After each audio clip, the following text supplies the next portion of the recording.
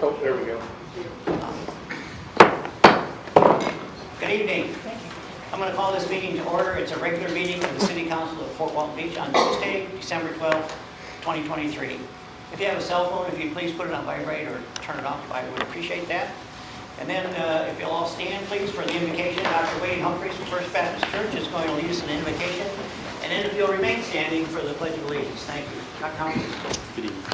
Let's pray. Father in heaven, we pause on this evening to recognize all that we have to be grateful for. Lord, we are grateful tonight for the freedoms we enjoy in this nation. We're grateful, Lord, for those that serve our country. We have the unique privilege of living in a military community, and we see firsthand those that serve with distinction. We see the effort, the skill, the sacrifice. And Lord, we pray your continued blessing upon our troops, upon those that lead our troops, and we pray your favor and protection over them. Lord, we thank you for this community. Lord, all the ways that you have blessed us. We thank you, Lord, for the churches and organizations and ministries and businesses and all those that work together to make this community a great place to live. And Lord, we recognize that this is a unique time on the calendar. Lord, we look back as we've almost completed 2023. We think about the achievements, the successes, the victories. We reflect on the challenges and the hardships. And Lord, we look forward to a new year, a new beginning. We pray for wisdom and grace and strength to achieve and to progress and to grow. And we'll thank you, Lord, for that. I pray tonight for this staff, the staff that serves our city, the elected officials. I pray for our citizens that are here tonight. I pray for your wisdom. I pray for your strength. I pray for your blessing. And we'll thank you for that in Jesus' name. Amen. Amen. Thank you, sir. I pledge allegiance to the flag of the United States of America and to the republic for which it stands, one nation, under God, indivisible, with liberty and justice for all. Thank you. You may be seated. Before we go to the approval of the agenda, I'd like to make one small modification. Underneath recognitions 5.0, we're going to do the city parade winners first before we do the ACE Awards. That's my recommendation. So I'll make a motion to approve the agenda with that alteration. And also I would like to add under action, direction, discussion, 12.4 vagrancy. Second. Add what? Okay, let me make that note. 12.4 vagrancy. Okay. And who made the second? I'm sorry. Yeah. Nick, thank you. Okay. It's been moved by Councilman Jeter and seconded by Councilman Allegretto to approve the agenda as modified or as amended.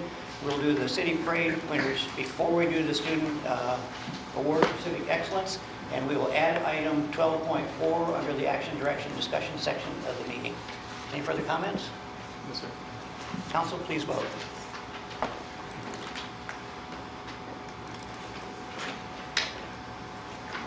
Does pass unanimously. Thank you, Council. That will bring us to item 5.0, recognitions, and we're going to start out with the city parade winners, Mr. Peters and Ms. Corcoran. Thank you, Mayor. Great crowd tonight. We've got some Fort Walton Beach Vikings and Choctaw Indians in here, so this ought to be fun. Tiffany Corcoran is our recreation director and is the backbone of the parade. It does truly take a village to put this parade on. It's probably one of the better ones in the many years that I've been involved with it. From the crowd support and the participation, it was really truly unbelievable. Public Works Department, Police Department, the Recreation Department, they did a great job for it. I hope everybody had a good time. But when we call the winners of the parade for each division, please come up here. We'll get some pictures. Devin will take some good pictures, and we'll get all these things posted. But the best service was Dino Latino.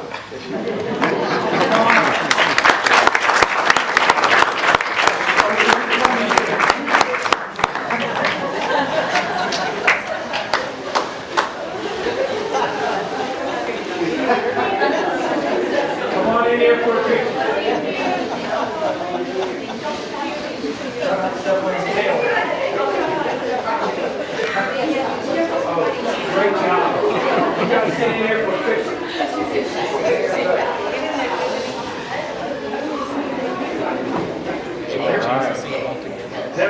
Everybody ready? Right up here. Say Dino. All right, thank you. Thank you so much. Great job.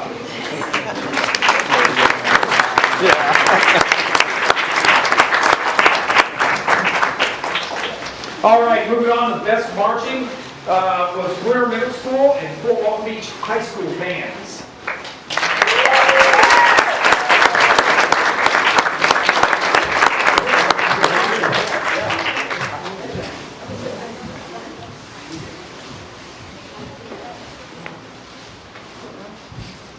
Good. Thank you. Good job.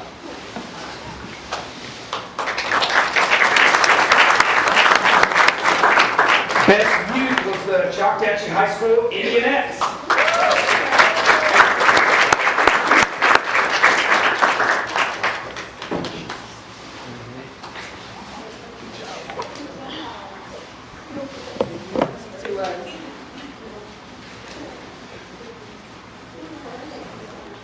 Look at you guys, you're pros. Sorry. Maybe once or twice. All right. Right up here, 1, 2, 3. Thank you. Great job.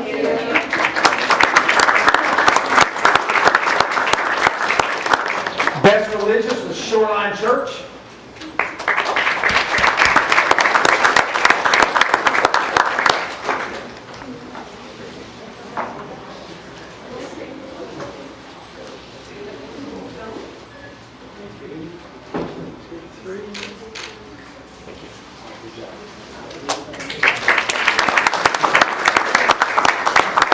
And best commercial was Big Gus Tractor and Mower.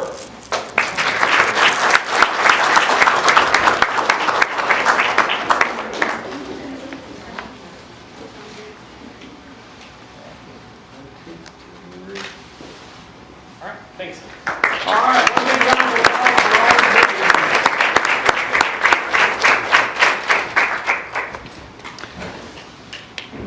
Mayor, as you're coming down here, I'm going to go ahead and announce our employee recognitions as you come down here before you do the ACE Awards. We did have 3. We call these employees out when they been with the city 5, 10, 15, 20 in increments of 5 years. We do have Nathan Gunn, 15 years for sewer collection supervisor with Public Works.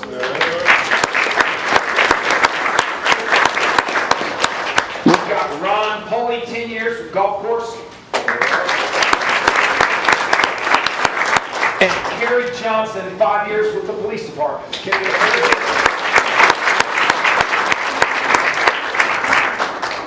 Kerry's here.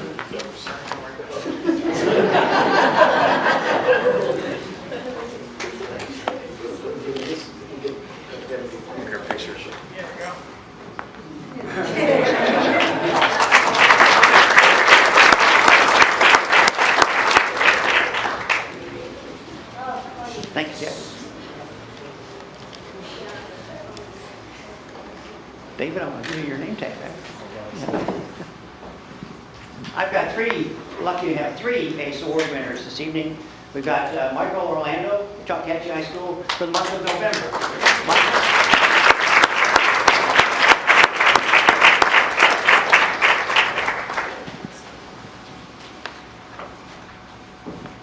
Hey, Michael, I'm going to brag about you just a little bit. Michael's Choctawhatchee High School's ACE Award winner for the month of November. He has a GPA of 4.7 and ranks 2 in his class, number 2. He is in the National Honor Society and is soon to be a graduate of the IB program. Michael's extracurricular activities include the Science Honor Club, the Excel Club, and the Archery Club. He served as a teacher's aide and an aide to his fellow IB students. Michael volunteers with the Emerald Cliff Science Center, where he helps renovate and maintain the exhibits. He is the co-founder and current vice president of the Science Honor Club. Congratulations, Michael.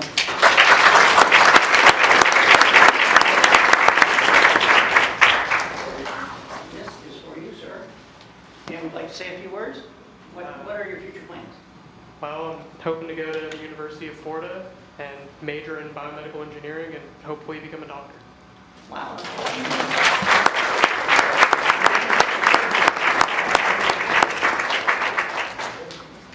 Thank you. Thanks, Michael. How about Bailey Gable, Choctaw High School?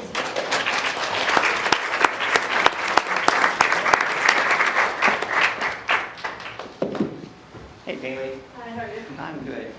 Bailey is Choctawhatchee's ACE Award recipient for this month of December. With a GPA of 4.68, she ranks number 4 in her class. She's been a member of the IB program since her junior year. Bailey is also a National Honor Society member and has been in honors and advanced placement classes since she was a freshman. She received the N.T. Mitchell Academic Honors Award as a freshman, a sophomore, and a junior. Her extracurricular activities include varsity volleyball, varsity weightlifting, varsity beach volleyball, the Key Club, the Excel Club, Inter-Club Council, class office representative, and Fellowship of Christian Athletes. Wow, that's a lot. She's volunteered as a Sunday school classroom teacher and as an assistant volleyball coach. Congratulations, Bailey. And Bailey, can you tell us a little bit about what your future plans might hold? I've applied to the United States Naval Academy as well as the Air Force Academy, and I'm hoping to pursue a career in military aviation.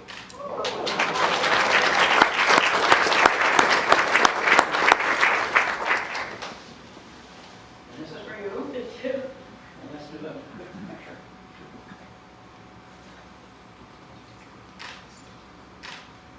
Thank you, Bailey.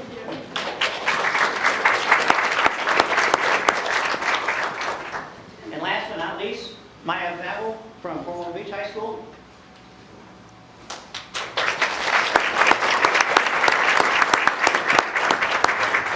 Hi, Maya. I'm going to keep this piece and you can have that piece. How's that? I'm going to brag about you. Maya is a Fort Walton Beach High School's ACE Award winner for the month of December. Her GPA is 4.6, and she's number 7 in her class. In 6 of her advanced placement courses, she scored 5 on her exams. That's the highest score possible on those. She is a recognized Viking scholar. She's received the N.T. Mitchell Award from her freshman, sophomore, and junior years. Maya was previously the president of the Junior Beta Club and has volunteered in the Fort Walton Beach High School Gardening Initiative. She possesses certifications in HTML, CSS, JavaScript, Photoshop, and has experience as a social media strategist. Her plan after high school is to attend a 4-year university and then pursue a career in computer science. We congratulate Maya on her achievements and wish her the best in her future endeavors. And Maya, I'm not going to embarrass you by giving you the mic because I know you'd rather not do that. But we wish you the very, very best in your future. And with your absolute interest in computers, when you graduate, would you come see me?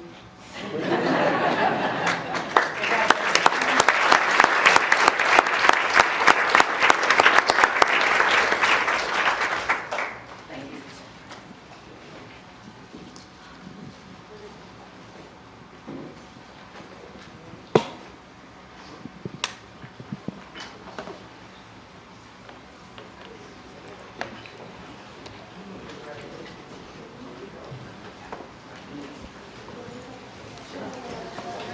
Between the parade winners and the ACE winners, this is a fun way to start a meeting. Thank you, everyone. Thank you.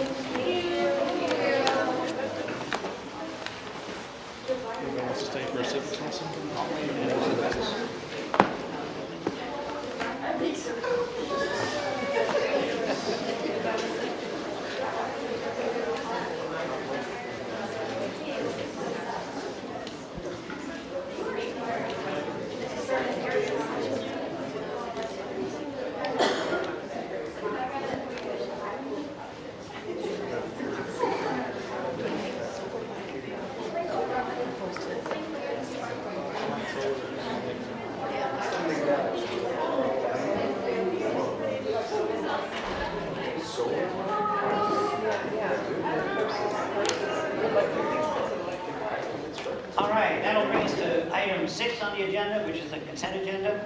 If I can get a motion, please. Motion to approve the consent agenda with removal for further discussion 6.4 and 6.5.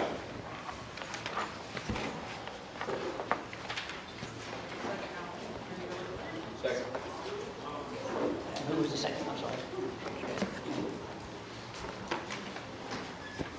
been moved and seconded to approve the consent agenda with the removal of items 6.4 and 6.5 for later discussion. So we'll only be approving 6.1, 6.2, 6.3 at this time. Correct? Yes, sir. Further comment? Council, please vote.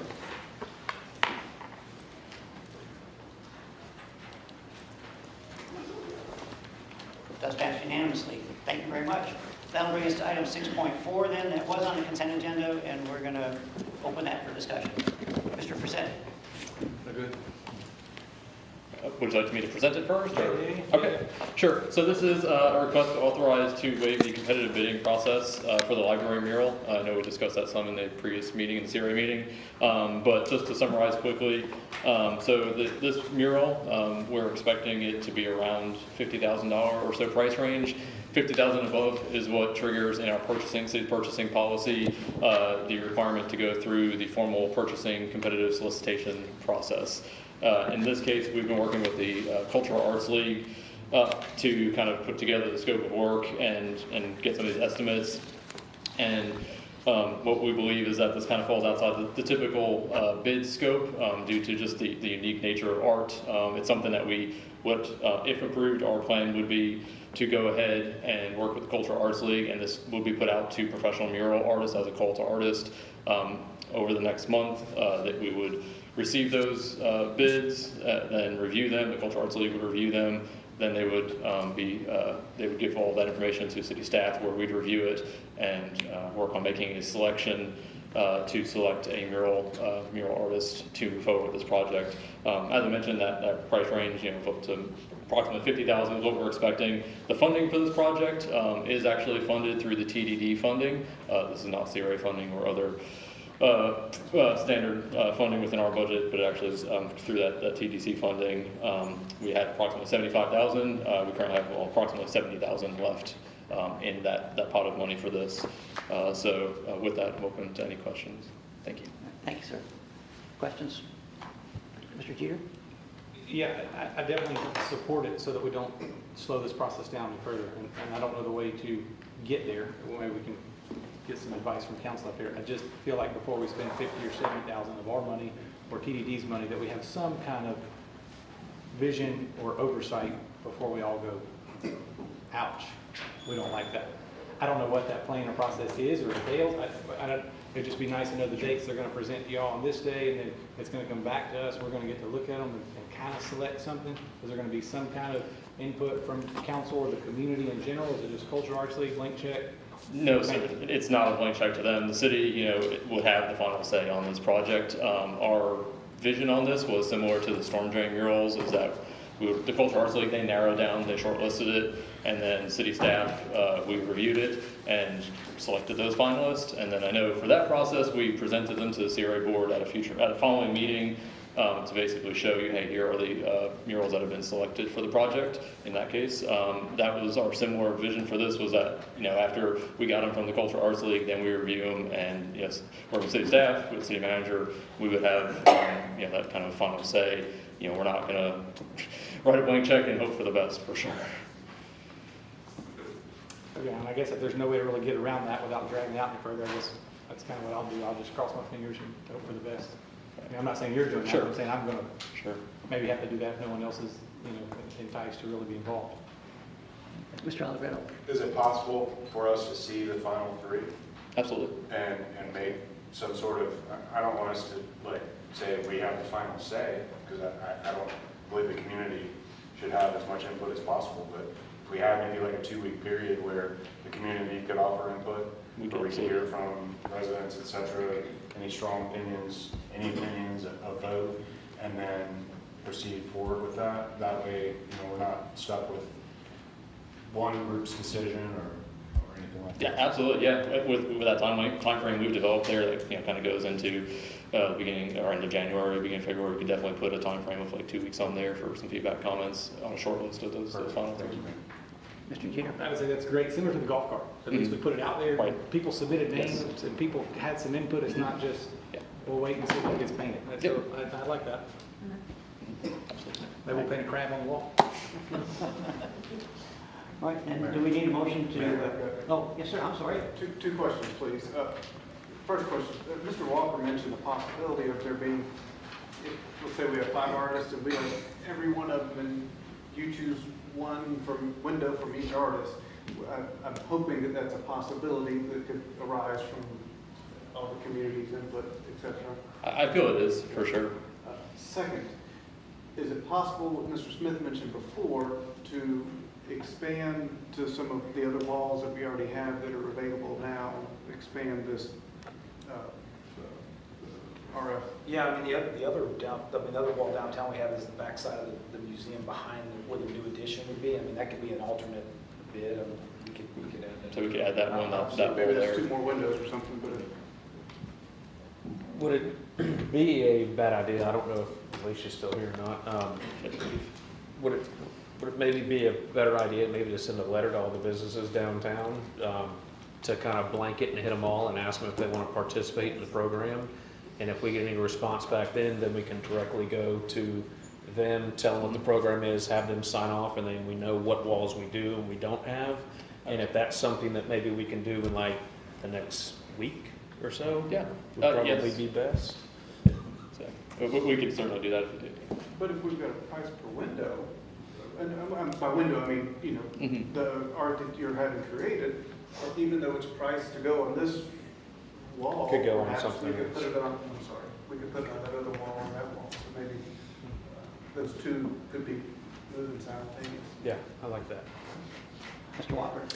Yeah, I have a wall, large wall, practically across the street from this, and I'd definitely throw my hat in the ring for that.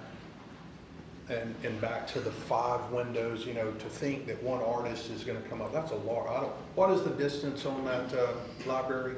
Ooh, 155 feet. Is Yeah, that, so I okay, did the so measurement, 155, you know, to think that an artist would donate their time, energy, and effort to 155 feet, that's kind of different than 5 artists is not donating freely, and maybe none of them do. Maybe they all say it's 10,000, but with 5 windows, that's 10,000 apiece. And I think that through, you know, I'm a little confused, I guess, on the authorization to waive competitive bidding. I don't understand that really, because in my mind, if someone submits an application and I will do that window right there for $6,000, $8,000, whatever it is, $5,000, or free. I just want my name up there. I want my artwork available for all, and if you will supply the paint kind of stuff.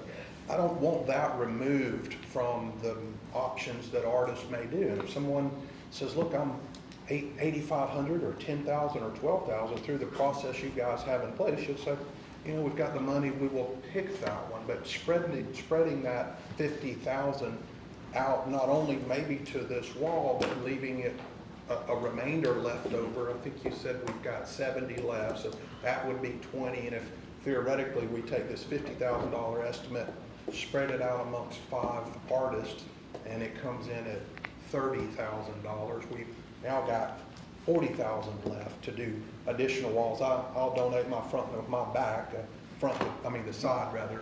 You know, I'd donate that space whenever it gets on there. And there may be I think there will be other business owners out there that want it. So conserving that money the best we can to get us the farthest along, I think there's something in there with having multiple artists on that wall instead of just one at 155 feet. That's a massive undertaking. For sure. Other comments from council? Any comments from the public on this topic? May we entertain a motion from council to redefine how we want to do this mural project? I'll take a crack at it since I'm Please do. broken out. But I Okay. think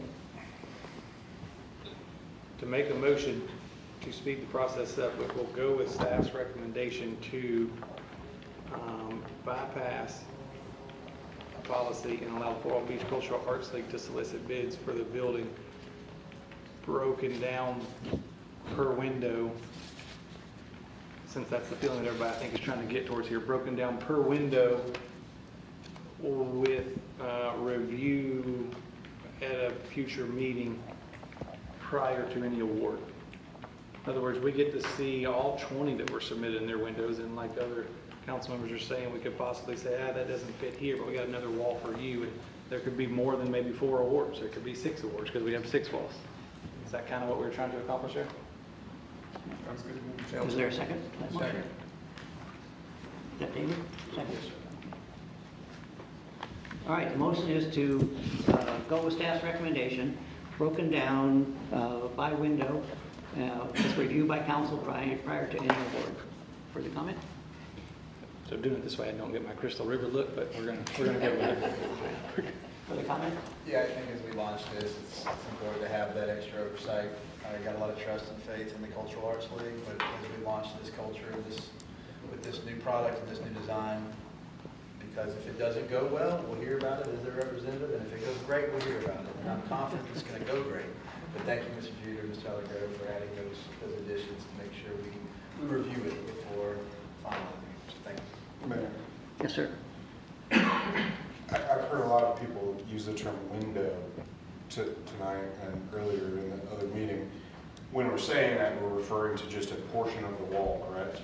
We're not referring to an actual window or a drawing of a window with a painting inside of it. I just think when we use these terminologies and everybody assumes that we all understand what we're saying, but we're saying portions of the building and of those walls. So you mean amend the motion to say sections? No. I just want, everyone sitting in this room, everyone watching this meeting, I just want to be aware that we're talking about the separate sections of that wall.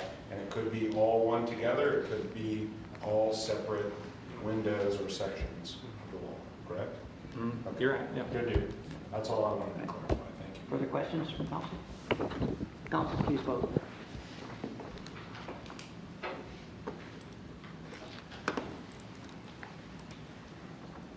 Does pass unanimously as amended. Thank you. Item 6.5 then, FY 22-23 CDBG Consolidated Annual Performance and Evaluation Report, the CAPER report. Mr. President. Thank you, Mayor, Council. So this is an item that we do bring in front of you annually. This is a required part of the CDBG program through HUD. That each year, prior to the end of the calendar year in December, we do have to prepare this report of the prior year's activities for Council's approval to then transmit on to HUD for their review and approval. So for this year, we have completed our item here for the CAPER in accordance with HUD requirements. Over fiscal year 2022-23, there was $142,827 awarded. A portion that goes towards our planning administration, and then the rest of the funding goes towards various projects that were awarded last year for the program.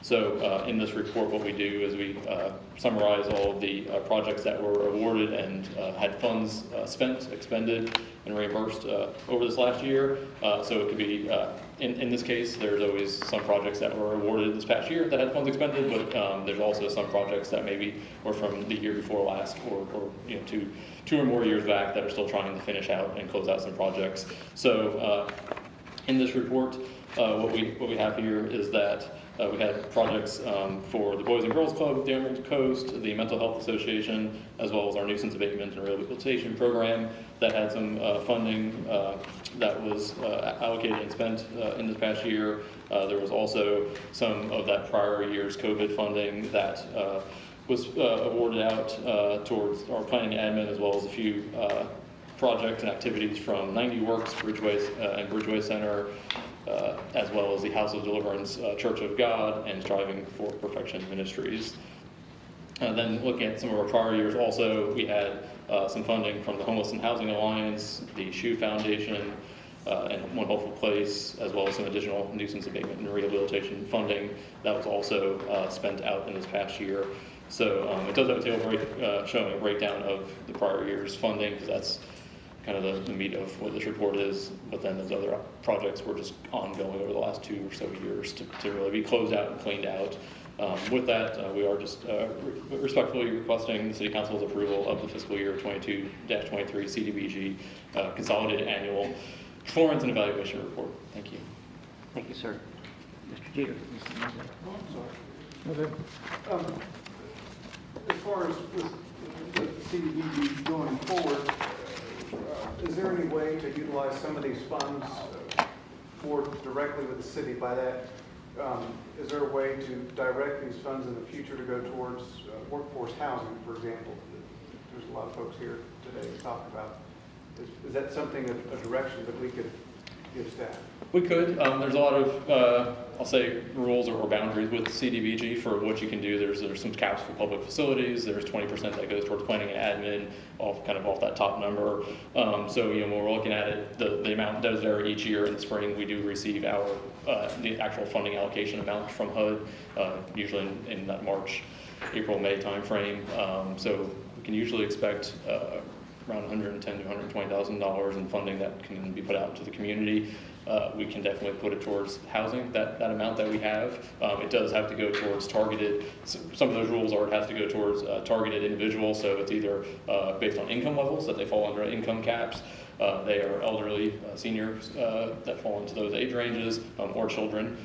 We also have target areas, CDBG target areas that are some areas within the city that if you're in those areas, it opens up the flexibility a little bit on that funding. If you're not within one of those target areas, it's a physical boundary in the city, then you have to income qualify everybody that basically is going to be a recipient of this funding. And that's where it gets tough.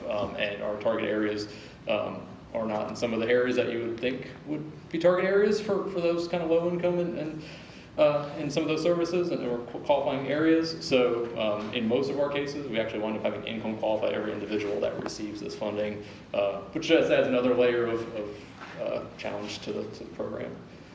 But going forward, we're talking Yes. about getting in the workforce housing Yes. business, if you will. Yes. And we're going to be underwriting the tenants. Yes. Or at least that's proposed today. Mhm.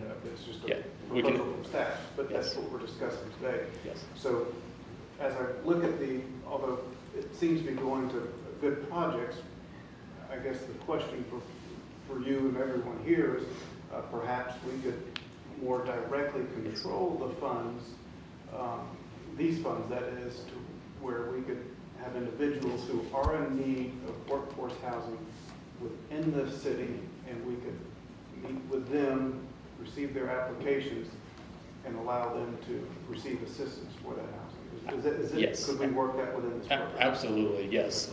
So years back, for a number of years now, it's kind of been set up this way, but I'm talking 10 plus years back, we did take basically all that funding over a year and put it towards design of the Carson Stormwater and Streetscape project. That was $100,000 that went straight to that project for design. That was also in the CRA, so we would kind of also leverage some CRA funding to help get that project to the finish line. But we did, in that case, that was a project that the council kind of direction wanted to go at that time, and we worked and put all that money towards that project that year. It can definitely change. We can definitely put this funding towards housing and any types of programs to help that. And I'm not opposed to the stormwater, it's just as I look at the... That was one example. Yeah, but as I look at the list here, they don't fit within the city's priority list.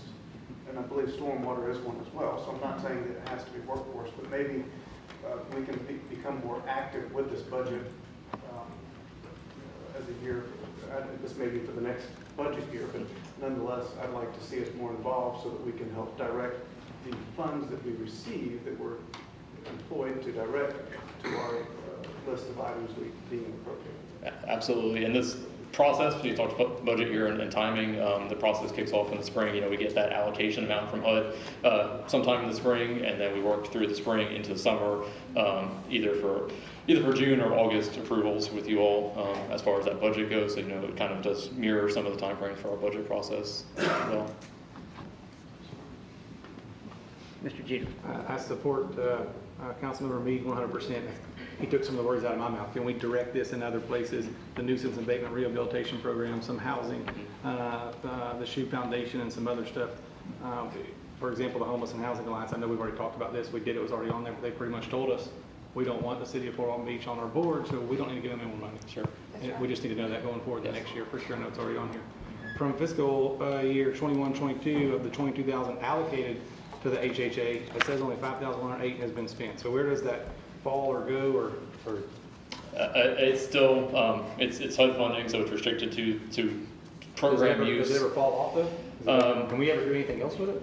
It can be reallocated. So what we do typically, so at the start of the year, we get funding goes into effect October 1st, like our fiscal year as well. We typically don't get the funding until after October 1st, though, from the federal government.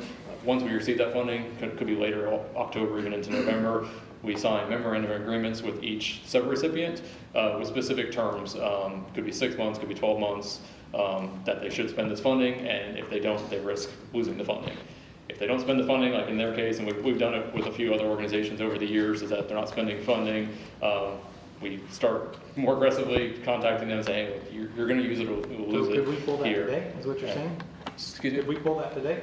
There is a formal process that we have to go through. We have to bring an item back to City Council to reallocate the funding. But it's from 21-22, so if I'm reading that correctly, we allocated 22,000, 5,108's been spent, so there's roughly 17. Yes, there are some rules in there. We have a citizens participation plan, so it has to go through a public notice process and through our community advisory, citizens advisory committee, but we can absolutely bring an item back. I would have to get my staff to find out the specific details of why they haven't spent the rest of that yet, but there is a process to absolutely that we can bring back. Mr. Berry. Workforce housing, we are in dire need of workforce housing. I was at a symposium earlier this week, or last week, and we have thousands of military people coming in. And not only that, but we have a lot of people coming down from the north. And I've been talking to a lot of these people that are already in some a low income, but they need more. We need more. And there's a representative here, Ms. Dansbury, I asked her about the list that she has, like for the sound site, length of her arm. So what can we do to build or have more workforce housing? I know we're building the one over there, Charlie Hill Terrace, but what else can we do? Sure. If we look at moving into next budget year with this program, we could look at trying to help leverage some of these funds, towards some of those housing projects. It's not $100,000 isn't a big chunk in the big scheme of things, but something that we can definitely help go towards these projects. We've had some discussions with the county earlier this year because they do have our portion. They manage the SHIP funding, which is through the state program that goes towards affordable workforce housing. So we've talked to them. Maybe there's ways in the future that we could kind of come together, leverage our smaller bit of funding with the funding that they get at the county to make some projects happen.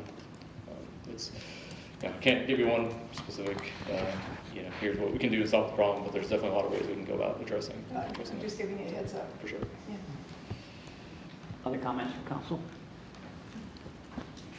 Anyone want to pursue a motion on this? I would like to make a motion for City Council's approval of the 22-23 CDBG Consolidated Annual Performance Evaluation Report, this CAPER, with the addition of bringing us back to the next meeting, any unused funds, and where we can move them to. Is that possible to do by next meeting? I will have to check the timeframes on that because there's some notice and process requirements in there, so I can't commit to the next meeting, but certainly within about a month we can. Well, I'll just amend that motion to start that process. To bring back next meeting. Let's start that process. Thank you. Second. It's been moved by Councilman Jeter and seconded by Councilman Schmidt. Yours? Okay.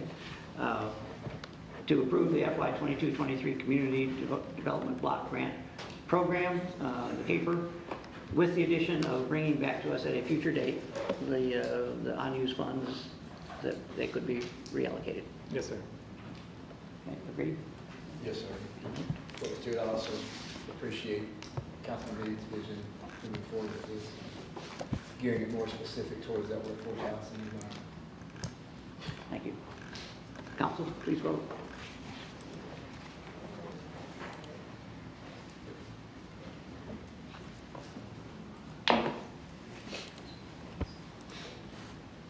Does pass unanimously as amended. Thank you, Council. That brings us to item number 7, public comments. This is time for anyone out there in the audience to come forward, identify yourself, name and address, please, and you can speak on any topic that's not on the agenda. And I'd like you to limit your time to 5 minutes, please. Anyone wish to speak? Going once, going twice? Yes, ma'am. Good evening.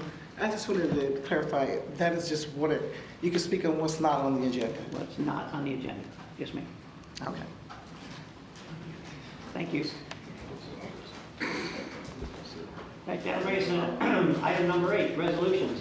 Item 8.1, 2023-22, amending Resolution 2015-13, rules of the procedure for city council meetings. A resolution of the City Council of the City of Fort Walton Beach, Florida, amending Resolution 2015-13, rules of procedure for council meetings, providing the authority, general rules, types of meetings, presiding officer and duties, order of business, ordinances, resolutions, and opinions, citizen presentation, suspension and amendment of rules, and providing an effective date. And council, we've got the, Ms. Kopp has worked very hard to amend and include all those things that were discussed earlier, and it's open for discussion and or a motion to approve. Mr. Alabama? I'd just like to say I think Ms. Kopp did a great job of compiling most everybody's most important red lines on this document. I know that it's not what everyone wants exactly, but at the same time, it's what the consensus of this group wants, which is important because I think this is a document that probably will be looked at in the future, just as we're looking at it now. When it was made in the past, in 2015, I think it was, it's a document that needs updating. And we've done a nice update on it now, and I hope in 8 to 10 years or sooner, they'll look at it again and say, what were these people thinking? And make it even better. But I think Ms. Kopp, you've done an excellent job on it. Council, wonderful discussion on the entire subject, and I really like it, and I hope that everyone's on board. Thank you. Thank you, sir. Other comments from council? Anyone from the public wish to speak to this? Council, may we get a motion? Mayor, I make a motion that we approve resolution 2023-22 as provided. Second. Been moved by Councilman Walker, seconded by Councilman Allegretto to approve resolution 2023-22, amending resolution 2015-13, rules of procedure for city council meetings. Further comments, sir? Mr. Walker? Mr. Allegretto? Anyone else? Council, please vote.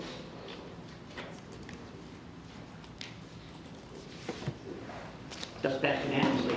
Thank you, council. That'll bring us to item 9, ordinances on first reading. Item 9.1, 2131 ordinance to rezone 222 Girard Avenue Northwest from R1E to R1, which is quasi-judicial. Ms. Kopp. Ordinance 2131, an ordinance of the City Council of the City of Fort Walton Beach, Florida, providing for authority, providing for findings of fact, providing for property described as 222 Girard Avenue Northwest, more particularly described in the body of the ordinance, to be rezoned R1 Single Family Residential Zoning District, providing for the amendment of the affected portion of the official zoning map, providing for severability, and providing for an effective date. Thank you, ma'am. As quasi-judicial, you need to swear Mr. Fassetti in. Raise your right hand. Do you swear or affirm to tell the whole truth? Yes. Thank you. Thank you. Chris, go ahead. Thank you. So yes, this item, as Ms. Kopp recited here, is a request to rezone 222 Girard Avenue Northwest from R1E Single Family Residential Estate to R1 Single Family Residential. This is more or less a procedural item here in front of us tonight. This property is on Girard Avenue. It's at the end of Girard on the water, and so specifically the site size is approximately 1/4 of an acre, and so this process started a couple of months ago that we did receive a request from the property owners to do a lot split, what we call a minor plat, to split a larger property that was 0.86 acres in size into 2 lots. In doing that, that process does meet our land development code standards for a lot split. However, the new property that was created as a result of the lot split is now no longer a waterfront property. It is just an interior lot on Girard Avenue.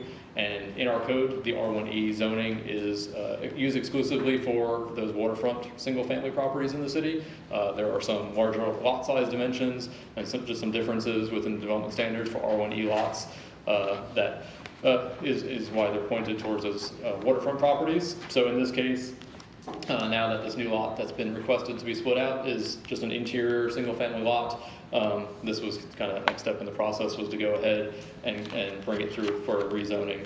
So as I mentioned, the property is about 1/4 acre in size. The current zoning is R1E, and the proposed zoning is R1. The existing land use is low-density residential, and that's proposing to stay the same.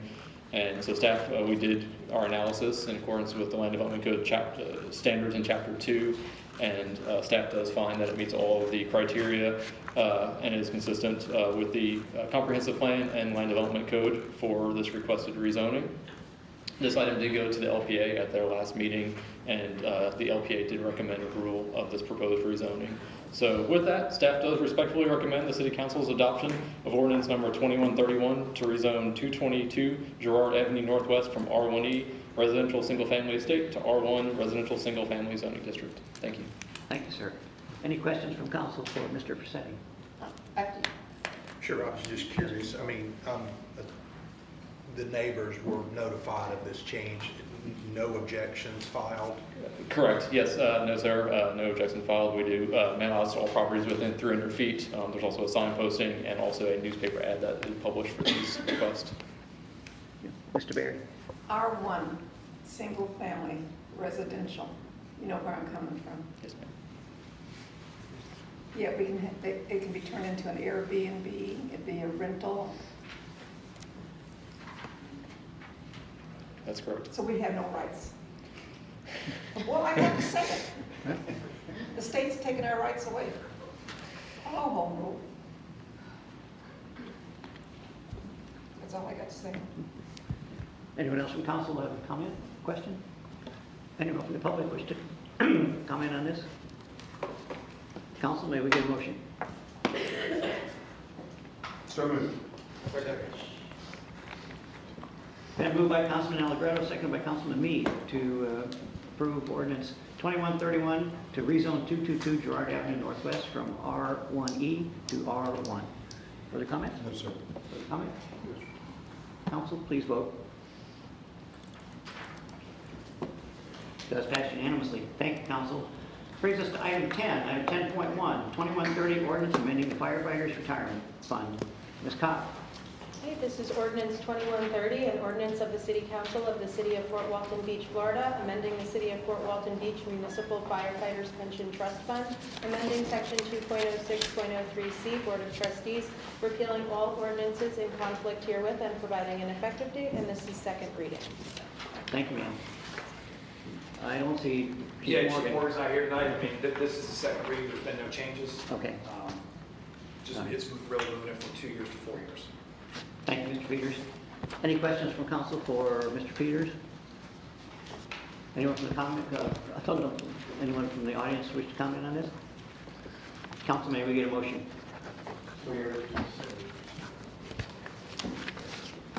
Been moved by Councilman Schmidt, Meade, and seconded by Councilman Schmidt to approve ordinance 2130, amending the firefighters retirement fund. Further comment? Comments? Council, please vote.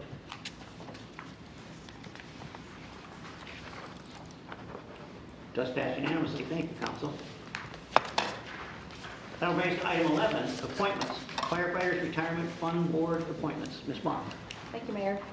We have two positions on the Firefighters Retirement Fund Board that are council appointed, and the two positions are filled currently by Ms. Merlin Johnson and Ms. Amy Jamison. Their terms will expire December 31, 23, and with the change that you just approved in the agenda, we are recommending that City Council reappoint Ms. Merlin Johnson as a resident member to the city's Firefighters Retirement Fund Board with a term to expire December 31st, 2026, and Ms. Jamison's with a term to expire December 31, 2025, and that's to kind of keep the rotation where everybody doesn't roll off at the same time. So that's why they're different than both of them expiring in the same year. Thank so you. I'll be happy to answer any questions you have. Makes a lot of sense. Thank you. Any questions from council for Ms. Jamison? Mr. Smith. How do we advertise, since it doesn't seem like we have a lot of people raising their hands for this stuff? Like, do we go out and put out a notification, social media, on the city's website? You know, what do we do to solicit people that want to be on these boards? We do post it on social media when vacancies come about. And these are vacancies, but if we, in the past, what's happened is someone is filling it and they volunteer to continue to fill, that's what we bring back, is that person has asked to continue to serve. So we don't advertise at that point. we haven't been. But council direction, we can do it any way you like.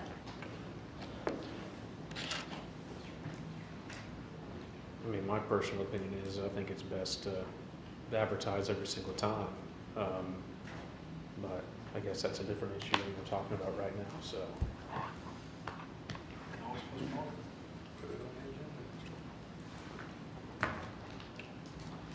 Yeah, to my knowledge, there are no specific guidelines as to what to do. It's just kind of what's been done in the past. If someone continues to volunteer, council has just always reappointed. But So- that's not a written. These current terms are expired on December 31st Correct. of this year. Correct. Okay, so you can't. Any further comments from council?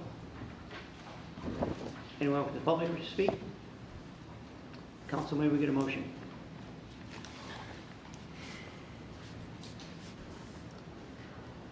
Everybody speak at once. I would like to make, not make a motion, I would like to amend it. I would like to have it advertised rather than continue.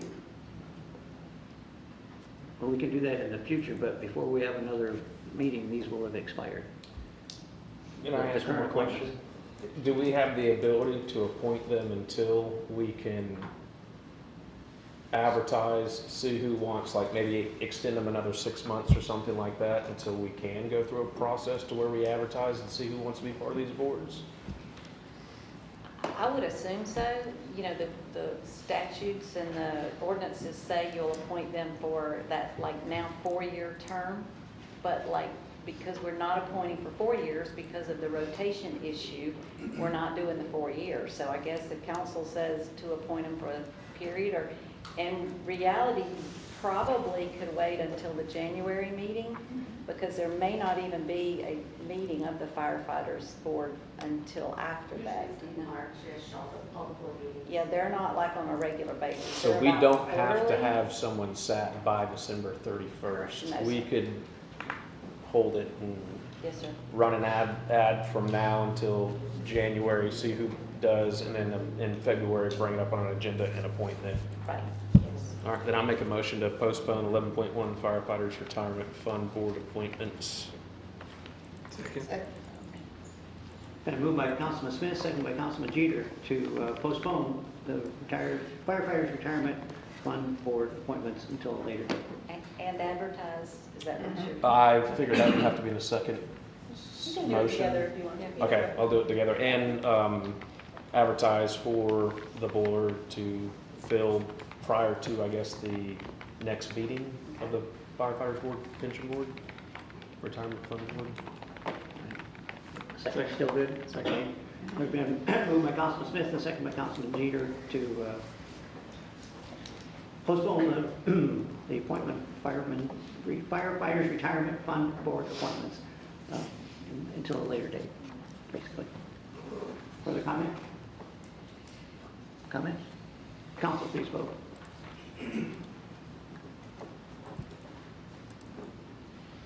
Does pass unanimously. Thank you, Council. That brings us to item 12, action, direction, discussion. Item 12.1, guidance on workforce housing incentive funding. Mr. Presetti. Thank you. So this item is seeking council's guidance on the workforce housing initiative, incentive funding, excuse me. So this is a follow-up from in October. We had an item that we presented discussing, we received 3 applications to date requesting use of the city's workforce housing funding, and so we came to kind of open up the discussion and talk about those applications and the process, and really kind of get some direction to move forward for this program. So since that time, I've been working with my team to develop some items here that we want to discuss and try and get some feedback on moving forward. So getting right into it, what we've kind of broken this down into in the staff report here, what we've done is we've kind of laid out the I'd say criteria or guidelines that we've developed for this program and for this funding. The first portion is really discussing the way that the funding can be allocated, and then the second portion would be the requirements for the actual development agreement that would come in front of you all for consideration. So in the first part, discussing the funding, what we've done is we've provided 3 different options that we've developed. For this funding, what we've tried to do is give some black and white options to kind of remove some of that, discretionary, try to figure out what, someone likes or doesn't like, and put just some hard numbers and criteria into it. With these three, any or all of these three options, what we're recommending is that the funds would be dispersed as a forgivable loan. I believe that's something Mr. Mead brought up previously. I was talking about some options there. So what we're recommending is that it would be a forgivable loan and that the funds would not be dispersed until the project is complete and issued a certificate of occupancy. So it would really be a reimbursement, and then that loan over a term of 15 years, which is what our current ordinance states, that each year 1/15 of that amount would come down on the forgivable loan as they maintain compliance. If they don't maintain compliance, if those properties now go to market rate, then whatever balance would be left due at that point in time would have to be due payable back to the city. So the first option that we've discussed here is to look at a payment for them based on associated city fees for development. So permit fees, plan review fees, impact fees, TAP fees, and so on. And as you'll see as I kind of move through these, what we've created is some multipliers. Basically, so the ordinance allows properties to be eligible for up to 120% of area median income. So what we've done is that if you're in that higher tier, you would just get a one-time multiplier, 1x multiplier, that would give you that flat rate. However, if you come down lower on your AMI, that area median income, to the different income levels, that you actually, the scale increases and you get a higher amount of grant funding, the lower that you kind of price these units at to incentivize true workforce or even affordable housing rates. So that first example, we did show there just, it would just be based on total development fees, going based on that multiplier there to cover those development fees. The second option would be a amount of funding for projects that is splitting the difference between the workforce housing rate and the market rate. So, for example, if market rate is $2,000 a month for a housing unit and they come in renting them for $1,500 a month, that effectively that $500 difference there is going to be a loss that they're taking based on market rate over X number of years. We have put together a multiplier in there as well to help offset some of that loss from said market rate versus the workforce housing rates. And then the last option that we have put here is just an amount per unit, really just a flat amount per unit that, again, not quite multipliers this time, but just a different scale, so that if you fall into the 81 to 120 AMI, you get a certain amount. If you fall into the 51 to 80%, you get a different amount. And then 50% and below for the AMI, you would get another larger amount to help, again, incentivize the lower income levels. We put some numbers in that one, specifically showing starting at $40,000 per unit for the higher level, $60,000 for the mid-range, and $80,000. Those are just some ideas we're kind of throwing around, trying to figure out where the numbers fall in comparison to the other options. Kind of as I mentioned here, these options, these are three that we developed that makes it a black and white. Hey, if someone comes in, a lot of times developers are coming in, one of the big problems with this funding is that we didn't have any boundaries, any rules defined with it. So we were going to get what we were going to get coming in, and there was nothing to say that something was wrong. It was just maybe a different way of doing it. What we tried to do here is put together that if someone comes to my staff, comes to us, and says, hey, look, we're wanting to do a workforce housing project with this number of units, we can tell them, right there, okay, well, here's the rules. If you meet these criteria, here's how much you could potentially get, based on funding availability. So because these are all different, this is something that we felt, really all three of them could be used concurrently, or we could, take one of them or the other, or even change the percentages and numbers in here. But those are the options that we would like to, discuss and move forward here with some discussion. The next part of it is the requirements for approval of the development agreements. That's the next part that we kind of discussed back in October, was that with the development agreements that we've received so far, the code said that you had to submit a development agreement to request this funding, and that's what we received from 3 applicants to date. However, there wasn't much information in them. It was really, there weren't site plans, there was not a lot of the data needed to probably make the best informed decisions about how to move forward, with this program. So what we've done here is we've put some requirements that we would like to see in it. in association with the development agreement is that it would concurrently be presented with a development order. What that does, a development order, it would be a major development order that would require city council's approval and would have all the civil engineering site plans, stormwater plans, traffic plans, and so on, and be reviewed through the city's development review team to make sure it complies with the code. And so they would run concurrently, and that way all of those questions about, do you actually have the space for this number of units, can you fit parking, stormwater, and so on, would be addressed when these come in front of the council. The next part that we included was require a financial statement demonstrating the applicant's ability to complete the project.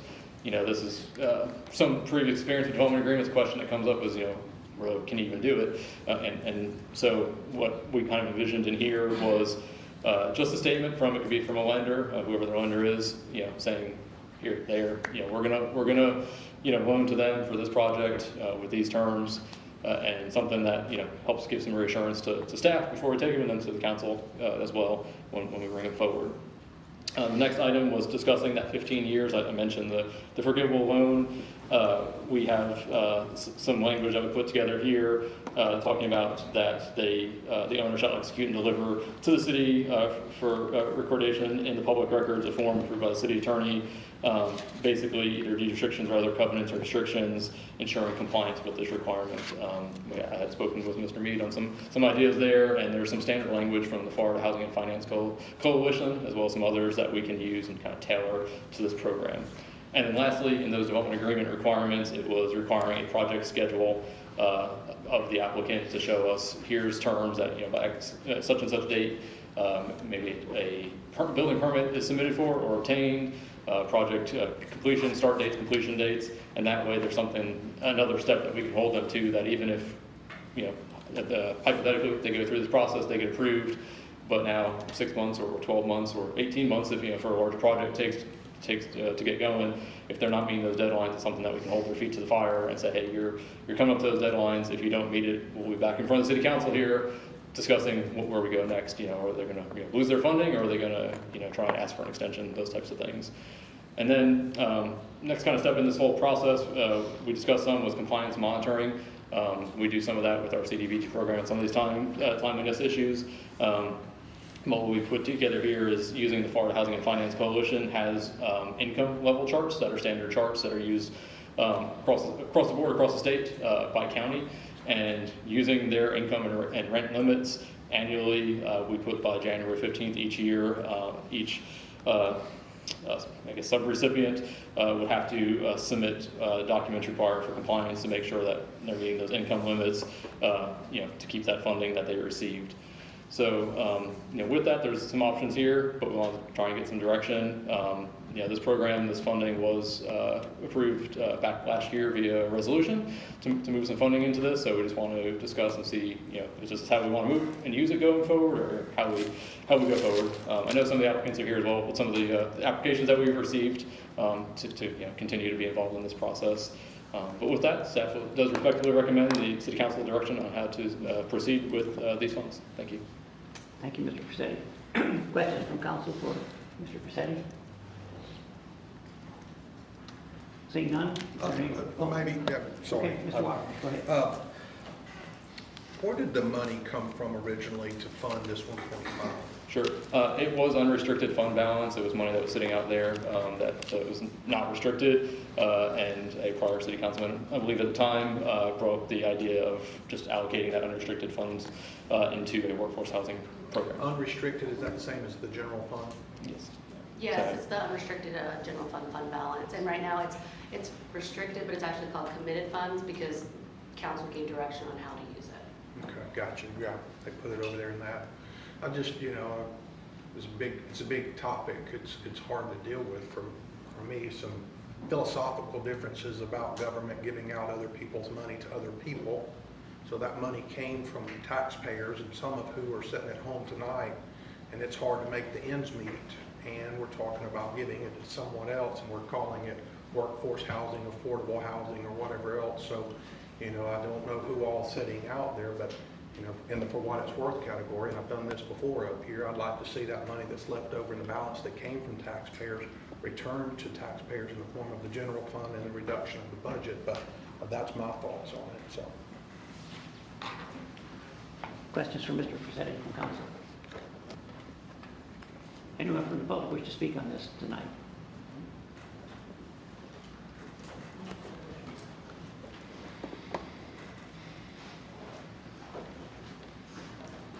Thank you for allowing me to come up.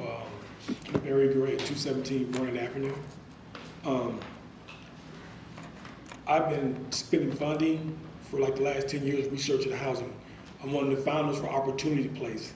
When we sat on that board, Opportunity Place, we always kept at least 100 families on our list. And we look at homeless like saying somebody's on drugs or drinking. Most people are homeless or people just one paycheck away or accident from being homeless. So that's one of the reasons I set out to look at workforce housing and affordable housing.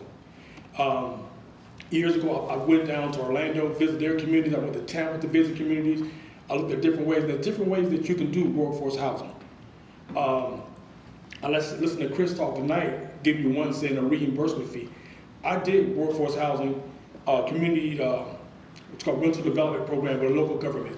And the way the local government did it and what I do with that local government is I find in bad areas of a community, in their city or county, we go in and we rehab it. They give you up to $58,000 to rehab a home.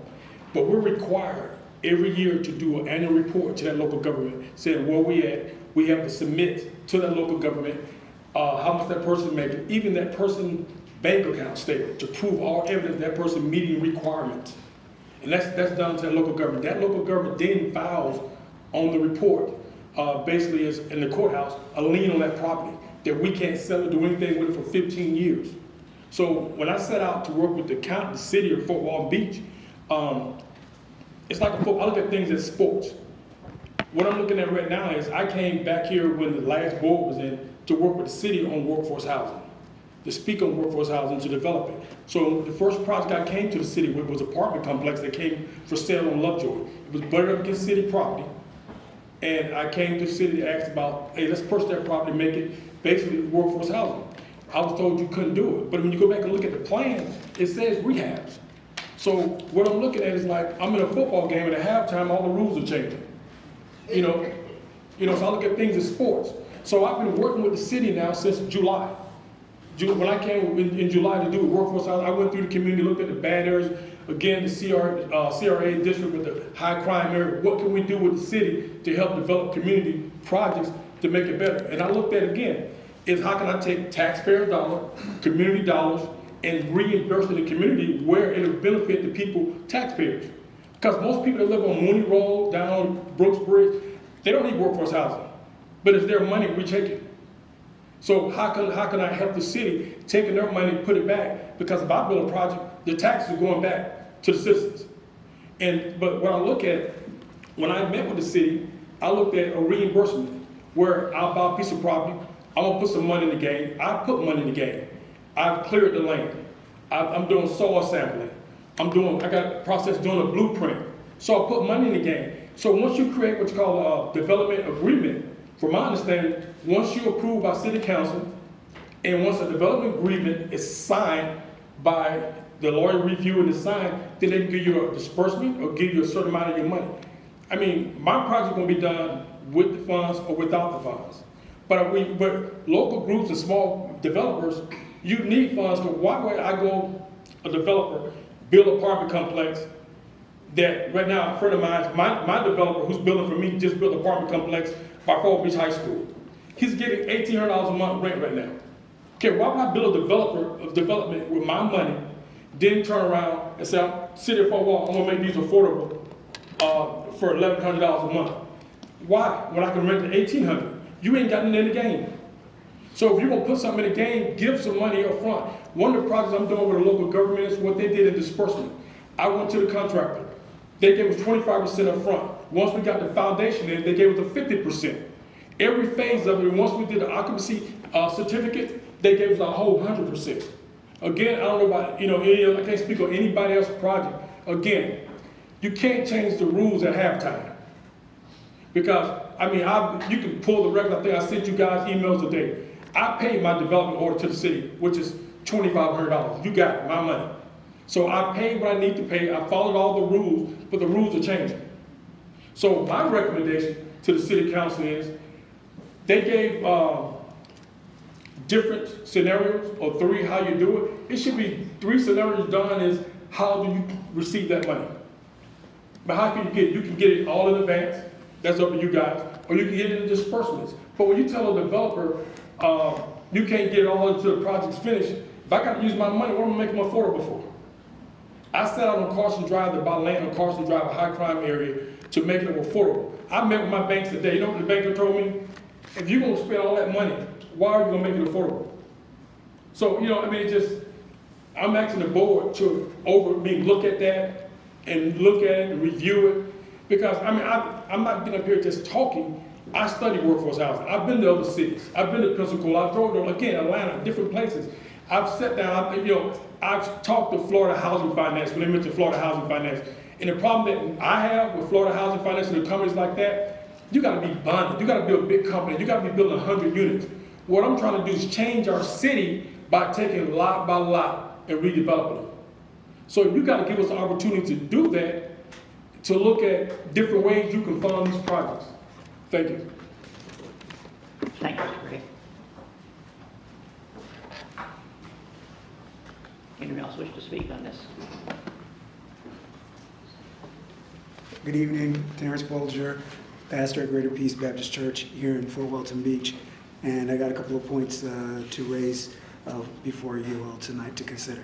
One, as Mr. Gray has already talked about, is how the original development agreement was signed by all 3 requesters, was already approved, that specified that approved funding would be dispersed upon the completion of the project and the issuance of a certificate of occupancy. It didn't specify that in the original development agreement that we signed.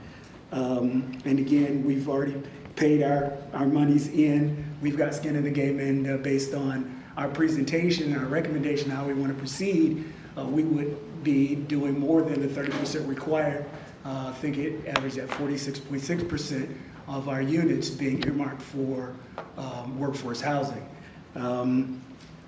Secondly, the recommendation by city staff to disperse funds upon completion of the project and issuance of a certificate of occupancy could have unintended consequences of discriminating against small, minority, women, veteran-owned businesses, as the time it would take to complete the proposed projects and receive reimbursement would make it untenable for these types of businesses to apply. You know, we're talking about, I think even Councilmember Walker mentioned about, prospectively a homeowner wanting to change make their home available for workforce housing in a previous meeting, and that might make that nearly impossible for that person to do. Another thing that we've looked at is in 2.3.2, the financial statement demonstrating the applicant's ability to complete the project. I was relieved to hear Mr. Frizzetti talk about maybe just a bank approval statement that validates that the entity or the prospective applicant is able to complete the project. I'm in agreement with Mr. Gray that it's like now the rules are changing concerning this, as there's already been a disbursement of these funds to someone prior. So is it possible that we can stay on track with that same precedent that was established by how the funds were released to that perspective, to that person to complete, with that entity to complete the project that was already completed? It would be one thing if no funds have been dispersed, but someone has already received, an entity has already received funding. And again, from our perspective, we're not trying to get into the real estate industry. As I spoke last meeting, when we were talking about this, I approached Mayor Reinerson, and he's to see what can our church do to help in the community, what issues can we help to mitigate. And this is a major one that we're trying to assist with. If we were a for-profit industry or just in it for real estate, no developer is going to come, again, as to reiterate what Mr. Gray's already said, they're not going to come and ask for this incentive. It doesn't benefit them the way it's being proposed and outlined now. But help us be able to make projects happen so that citizens and prospective new residents in our area can be able to live in this community. Thank you for your time. Thank you, Reverend Walter.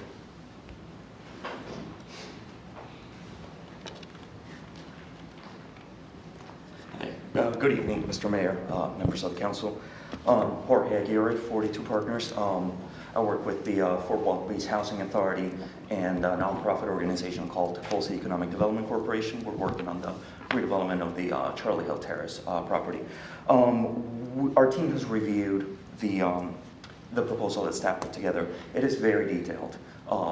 It's obvious that a lot of work went into it, and from almost 20 years working in affordable and workforce housing, it includes a lot of the best practices in terms of protecting the city's position before making the financial investments and the financial commitments. One suggestion I might make, sort of around the edges, is perhaps the funds, or at least a portion of the city funds that are awarded with any development, can be made available during construction on a pari passu basis with other funding sources or at certain benchmarks. That does help lower construction cost interest, which makes the entire development a little bit more affordable while still making sure that the city isn't in a position where the city has expended money on a project that's not going to get completed. So that might be a tweak, like I said, around the edges. You know, some guardrails to use some of the funds during construction. But I think it's overall a good proposal. It's well thought out. That's it for my comments tonight. Thank you. Thank you, sir.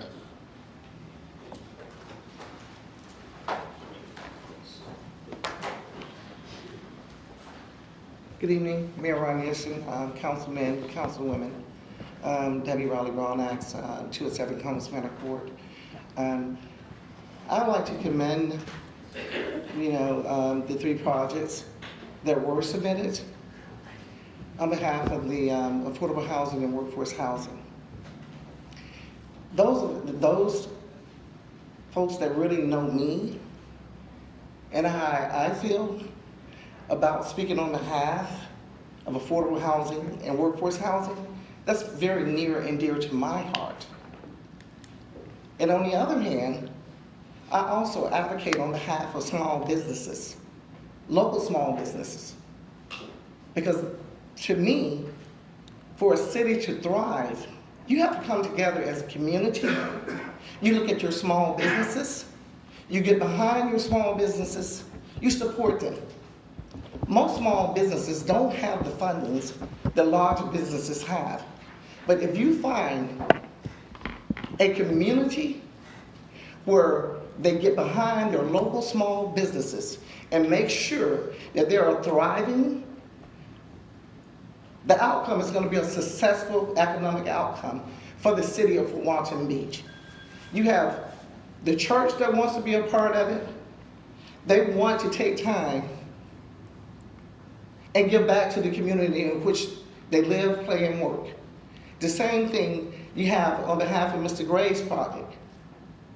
Now, the Housing Authority project is much larger, and I'm almost for sure, I can tell you that their assets is going to be a lot larger than those two small local businesses. And there are means and ways for the Housing Authority to get monies. There's fundings there. And the reason why I know that is because I have a governmental background, and I understand government fundings. I understand the need to be a part of the community, but I also understand it's a lot easier in some cases other than small businesses that are out there thriving and hoping and wishing and wanting the support of their local community and giving back. But when you're in a big organization, the Housing Authority falls upon the HUD. That's a big organization. And if you need a consultant, you can easily call and they're going to help you. They'll help you get whatever you need to get you through on different projects. They're going to set aside monies. You just got to be able to go in there in a timely manner and apply for it. But for these smaller businesses in the area, I'm 100% behind them because you know why? They're struggling every day. They don't have the opportunity to get the bigger fundings and the bigger backings of the financial institutions to get them where they're at. But for them to set aside their heartfelt desires to be a part of this city, to live in this city and give back, and struggle on trying to work to give back to the needy, of the low to moderate income families, of the workforce, the skilled workforce that need to have affordable housing. I just, my suggestion, however way the council come to a conclusion on how they're going to select, I think you really need to start thinking too about small businesses, minority-owned businesses, brown community businesses, women-owned businesses, veteran-owned businesses. You need to start thinking these are smaller businesses. The struggle is going to be a little harder on the financial backing, but they want to give back to the city. And if you want to give back to your city, you love your city, you want to see your city thrive, you all need to make conscious decisions as to how you're going to go about making selections. Because you got 3 projects out there. And now what you could do, you could break it down in 3 different areas and give a third. But that's up to you. I'm just speaking as on behalf of a resident of this community. And knowing that my long, hard works on affordable housing, workforce housing, is not easy. It's not easy because not only are we facing this crisis, but the whole nation is facing the crisis. So I wish that you all would give it a great deal of thought when you make your decision. And also I'm in agreement. You can't throw a man a bone to eat, and then when he starts eating it, then grab it and take it back. That's not right. That's not right. If you're going to throw it out there, you stick to your guns, you put your criteria in place, you allow folks to come in here and present before you their development order and all. Why did they have to go through all of that? And then you come to the conclusion, let's go back in here and let's redesign this thing. That's not fair. That's not fair, nor is it just. And all I ask is that you sit on that dais, give it some thought on how you're going to make your decision, on how you're going to do your disbursement. Thank you. Thank you, Ms. Riley.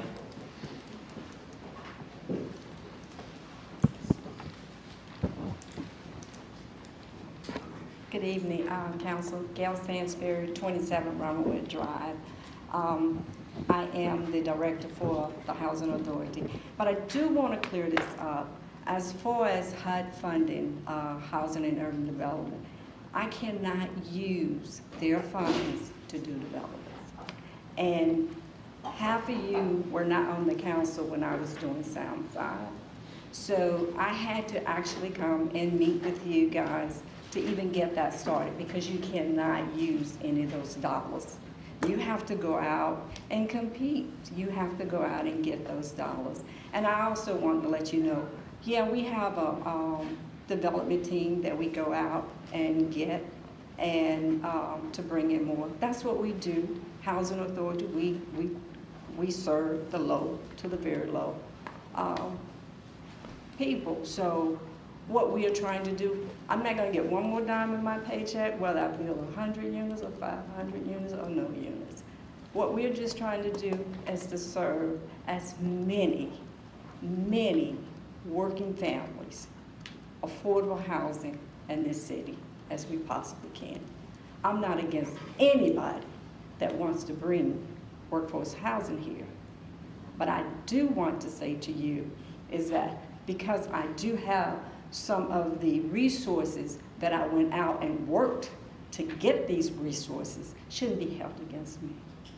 Should not be held against me. Because what we're bringing back into the city is going to be a footprint that a lot of families can be able in this city that work, that can afford it, and have those amenities and means. That's what the Housing Authority would like to bring. Thank you. Thank you, Ms. Ansbury. Yes, sir. Oh.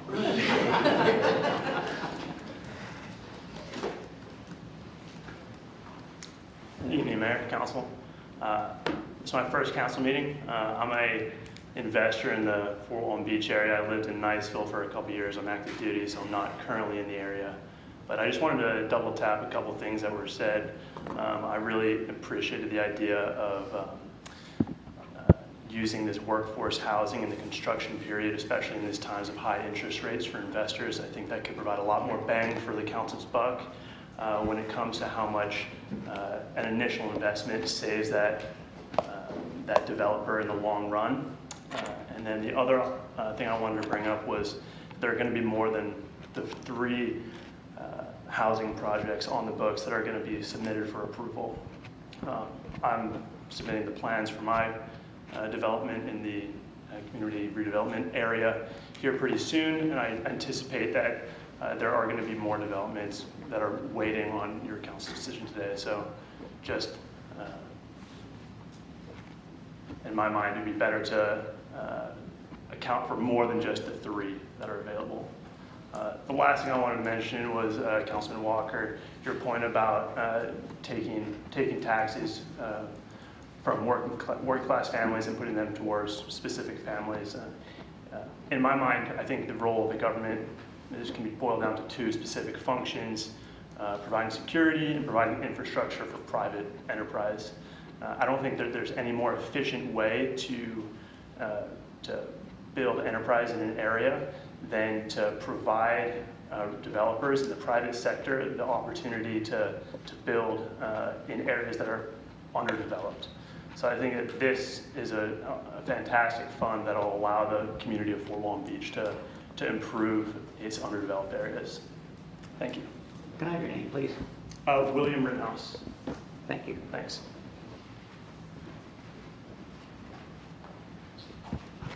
Anyone else wish to speak on this? All right, Council, back to you. I have a question for Mr. Facsetti, All right. if he has a moment. So I'm kind of concerned about some of the things I've heard tonight from some of these gentlemen here that are trying to do the right thing. There are ways that we can get this done, and I know that what you're doing and what we asked you to do and what we tasked you with was to create a framework for us to work with as many people and get as much feedback as possible. And we've certainly gotten some feedback tonight from several different people with projects on the books, people with projects coming up, all people who have the same goal in mind, which is to create some workforce affordable housing that people can afford to live in, that live in the city of Fort Walton Beach, whatever terminology you want to put on it. We need more of that. And we are appreciative that people want to do that. We can still meet all of these, I mean, what everyone is saying to me doesn't sound unreasonable, right? I mean, that's all still available here when we act on this, correct? I mean, what are we changing? I'm a little confused as well about what we would be potentially changing from what we had done before. Sure. Can you explain that to me? So, before we didn't have any criteria for how this funding would be allocated, period. So the biggest part, items that this would be changing would be, just determining a criteria to allocate funding. And then the other part of it is on the development agreement side, is that we were not requiring a development order or the financial statement, really. Those were the things that previously you could submit a development order to potentially get approved for funding without actually having your building plans, your civil site plans completed at that point in time.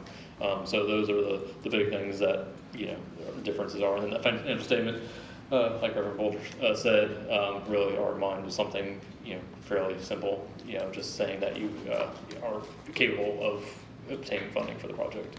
Gotcha. So really what we're trying to avoid here is discouraging smaller developers from participating in this project. That's what we do not want to do, but it seems like we could possibly be infringing on that. Sure. Is that kind of the conversation that's going on? Yeah, I believe so. I think, from what I've heard too, and some of those conversations about, maybe having some either funding either earlier during construction, different stages. Those are all, I think, great options that we can certainly do in this. What we proposed was one way, just similar to our Sierra grants, that's a reimbursement after the fact, but these are also a lot higher dollar, bigger projects than our Sierra grants of $10,000 or so. Right. So maybe there are some triggers in there that after certain inspections or phases in construction, maybe money's released at that time. Gotcha. Thank you, Mayor. Thank you. Other comments? I might be able to shed a little bit of light on this. I was hoping you would. Because I'm a relative newcomer because I wasn't here when this ordinance was passed a number of years ago.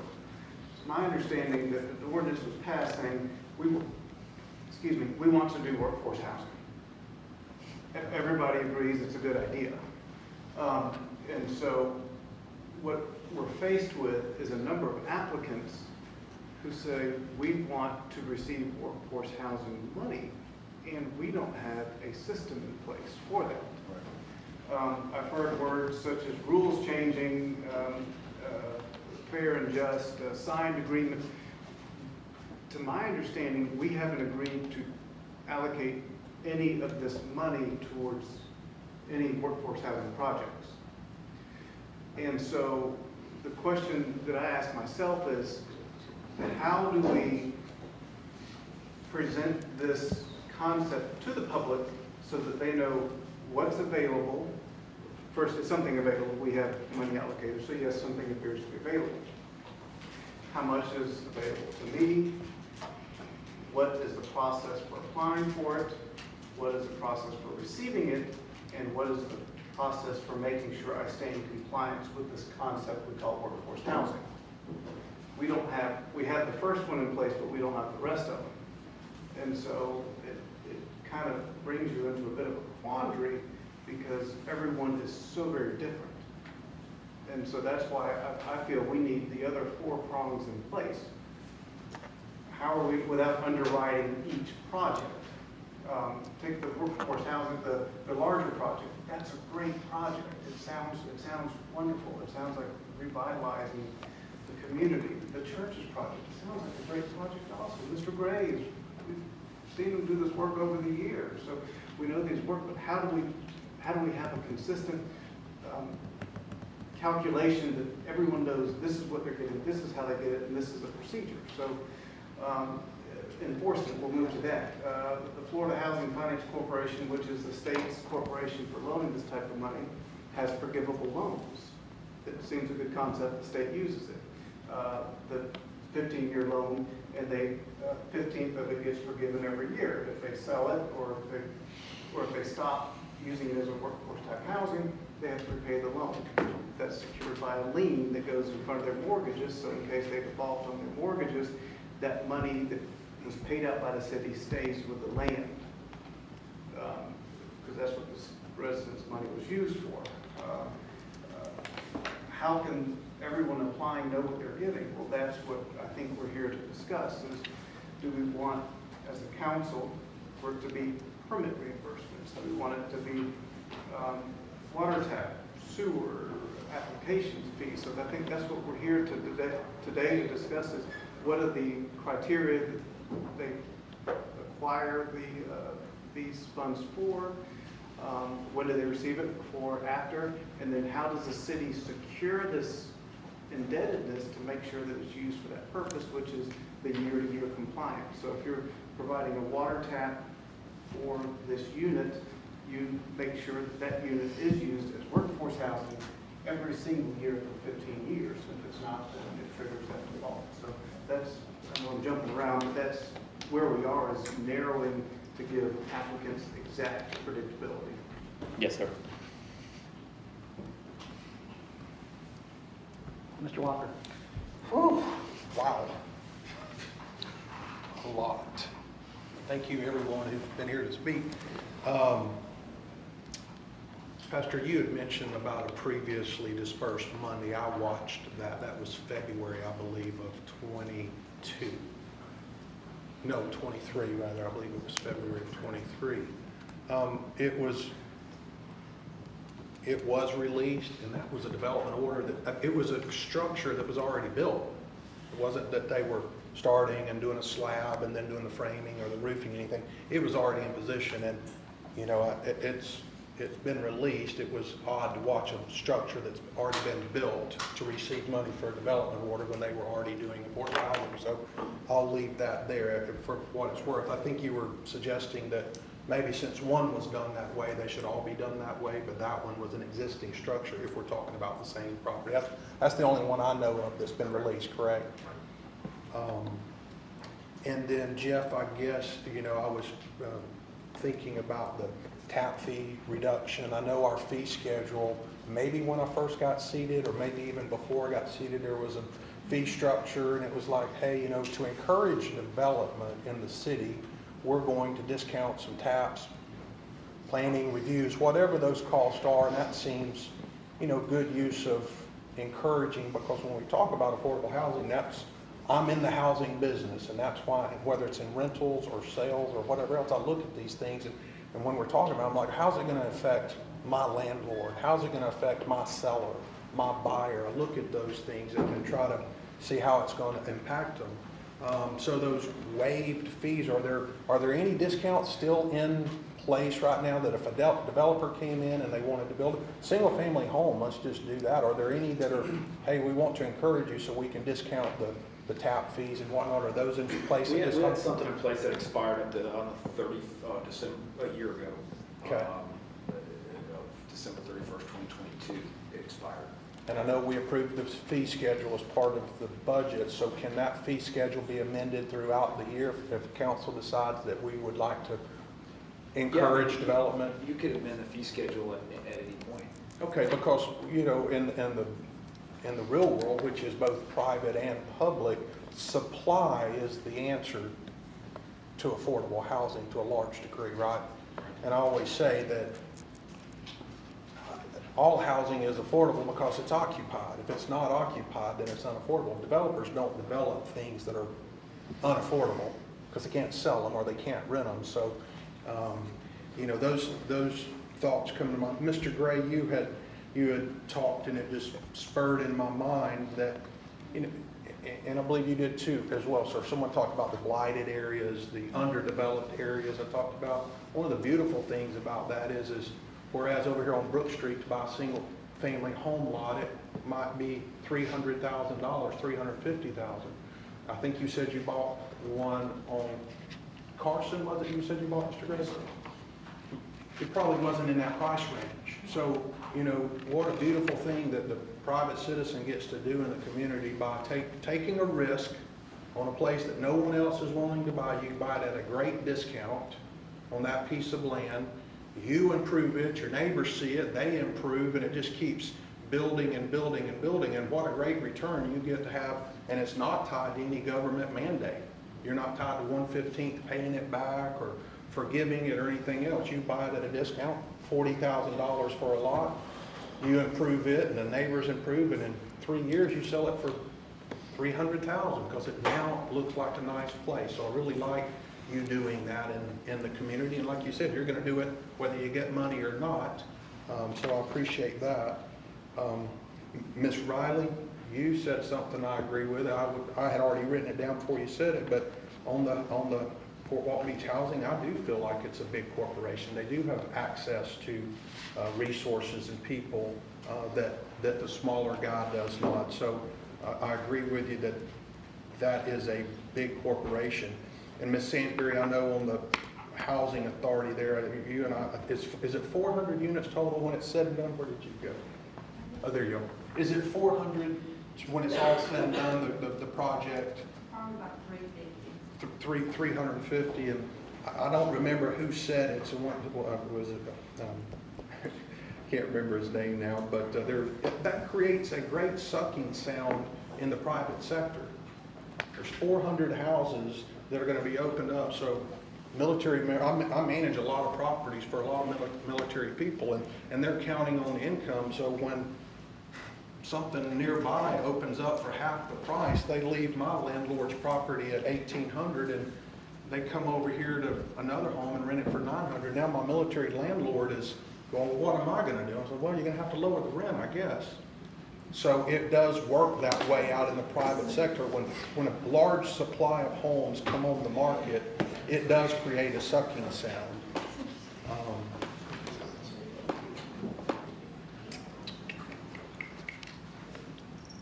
Thank you all for your input. Mr. Smith.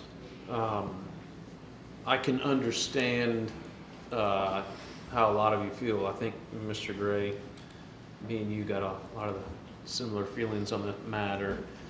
I've never understood why if somebody could do it with their own money, why they would go and do it with government money to charge pennies on the dollar. It doesn't make sense. If you had the money, nobody would go do it because they wouldn't charge pennies on the dollar for it. So I completely agree with that. I may not be the smartest person in the room, but I can tell you that that math doesn't add up. As it relates to the framework of the way that the money has been given out, the one time it has been given out, I wholeheartedly agree with every single one of you. I think most of you sat here and saw me vote against it, and you know, I spoke directly about it. I didn't think it was right. It was a project development that was already developed.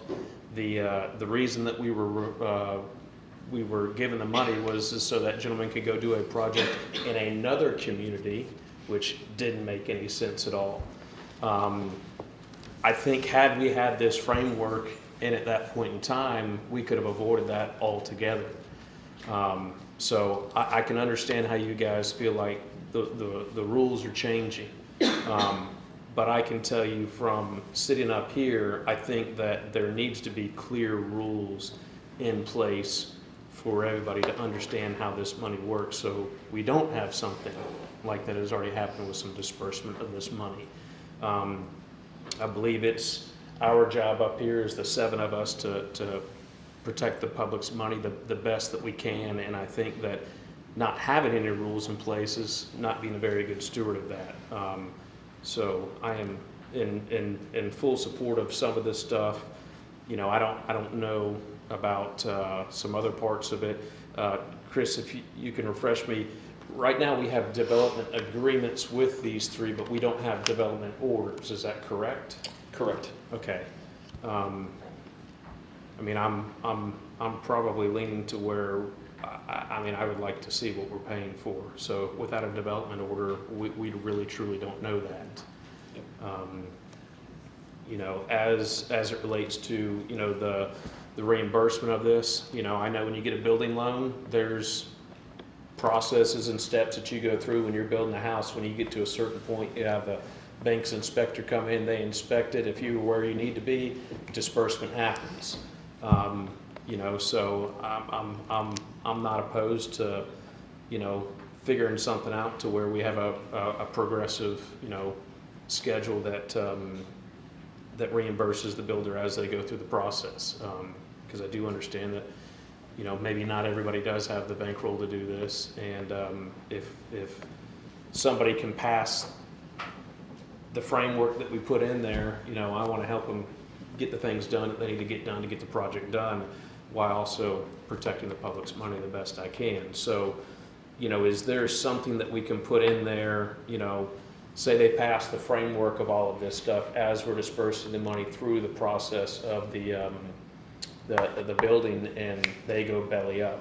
What do we have as a trigger to protect the city for the money that we've already invested? Is there a lien that we put on the property until it's complete, or? I think that's the option that would take. Yes. Okay. You would put a lien in the form of a mortgage ahead of their mortgages. So if they default under their mortgages, then that restriction on workforce housing would stay with the property, since your money went to, for example, water tax. Right. That wouldn't leave. Okay. Mr. Alvarado. So, I mean, it really seems to me that the only disagreement here at all, or blowback from the room, is the dispersal of the funds. And I think, Mr. Smith, you said that beautifully, that they can be, you know, that can change. That doesn't have to be, hey, we're going to throw you some money when it's all said and done, and that'll help reimburse. Like, we want, this whole program is to encourage people to build these developments within our city limits. That's what we want. We also have to protect the city's money because we're stewards of that money. We're being trusted with it to spend it on projects that are valuable to the city and its residents. This is a valuable project. All of these projects are valuable, and we want to encourage them. So I'm 1,000% in agreement here that this is a great framework. I do, however, want to see some of that money put out in advance during the construction process, so that we do not discourage smaller businesses like Mr. Gray's or churches in the community from participating in this project. So I love the framework. I just want to see the allocation happen faster. Thank you. Thank you. I had a question for Jeff, I guess. I heard someone just say it. So the money, let's say an applicant is awarded $10,000 for whatever reason. Is that $10,000, does it, here's $1,000 back to you in the form of tap fees and, processing? Is that how, is it paying for that as well, or is that a separate thing where we're discounting a tap fee or maybe even giving it free? I'm not sure. I mean, it really can be set up either way. I mean, you can do it in the form of a fee waiver or reimbursement. I mean, really, that would be a council decision. That fee waiver, I mean, that's equally applied to a single-family homeowner, maybe, and we're not tying it. I mean, I know we're talking about affordable workforce housing fund, so it gets a little blurry. It's like, well, why would I give it to that person for encouraging development, but not that person for encouraging development? One's a single-family home, one's building 2 homes, and one's going to live in one. If we can discount those fees, that will encourage it. And I was here at that budget meeting, and it didn't cross my mind to say, hey, what happened to the discount that was being applied on those tap fees and the other fees that come with applying for, building a project review fees and that kind of stuff. Yeah, I mean, if it meets the criteria that you all set ahead of time, and you can elect to make it available to anybody that meets that criteria. Sure. I mean, Mr. Graham, just using him as an example, if he paid $50,000, $30,000, $40,000 for a lot or whatever, and he gets what are tap fees now, $4,500? How much are tap fees? Connection fee is roughly like $1,300 for water, and depending on the sewer size, it's all dependent on size, but depending on sewer size, it's probably like another $1,200 per account. So $2,500 there, that's a significant impact on his cost of developing that $30,000 lot as opposed to the $300,000 on Brook Street or any of those neighborhoods around. I know we all have the same goal of encouraging development because that encourages supply, and supply helps keep cost in check. I like the idea of being able to do it without, again, I see that $1.5 million, $1.3 million sitting there, and I know that it came from somebody who's sitting in their house tonight and wondering about, should I turn the AC, should I turn the heat down more or something. It's just hard on a lot of people out there to, afford their own house they're living in already. And here we are talking about taking their money that they've given us that's sitting over in the general fund and giving it to somebody else and calling it affordable housing. So it's just hard for me to process all that. I have a question also. Go ahead. I have 2. Would you fix this for me before we vote? But the question I have about the impact fees, how do you determine who you're going to charge an impact fee or that fee for one builder but not the other?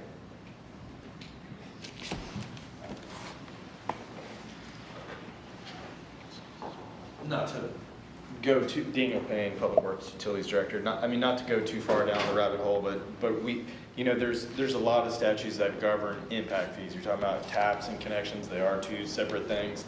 Impact fees, we have been warned to apply them not in different matters, but basically globally, not pick and choose due to some of the statute stuff that we have.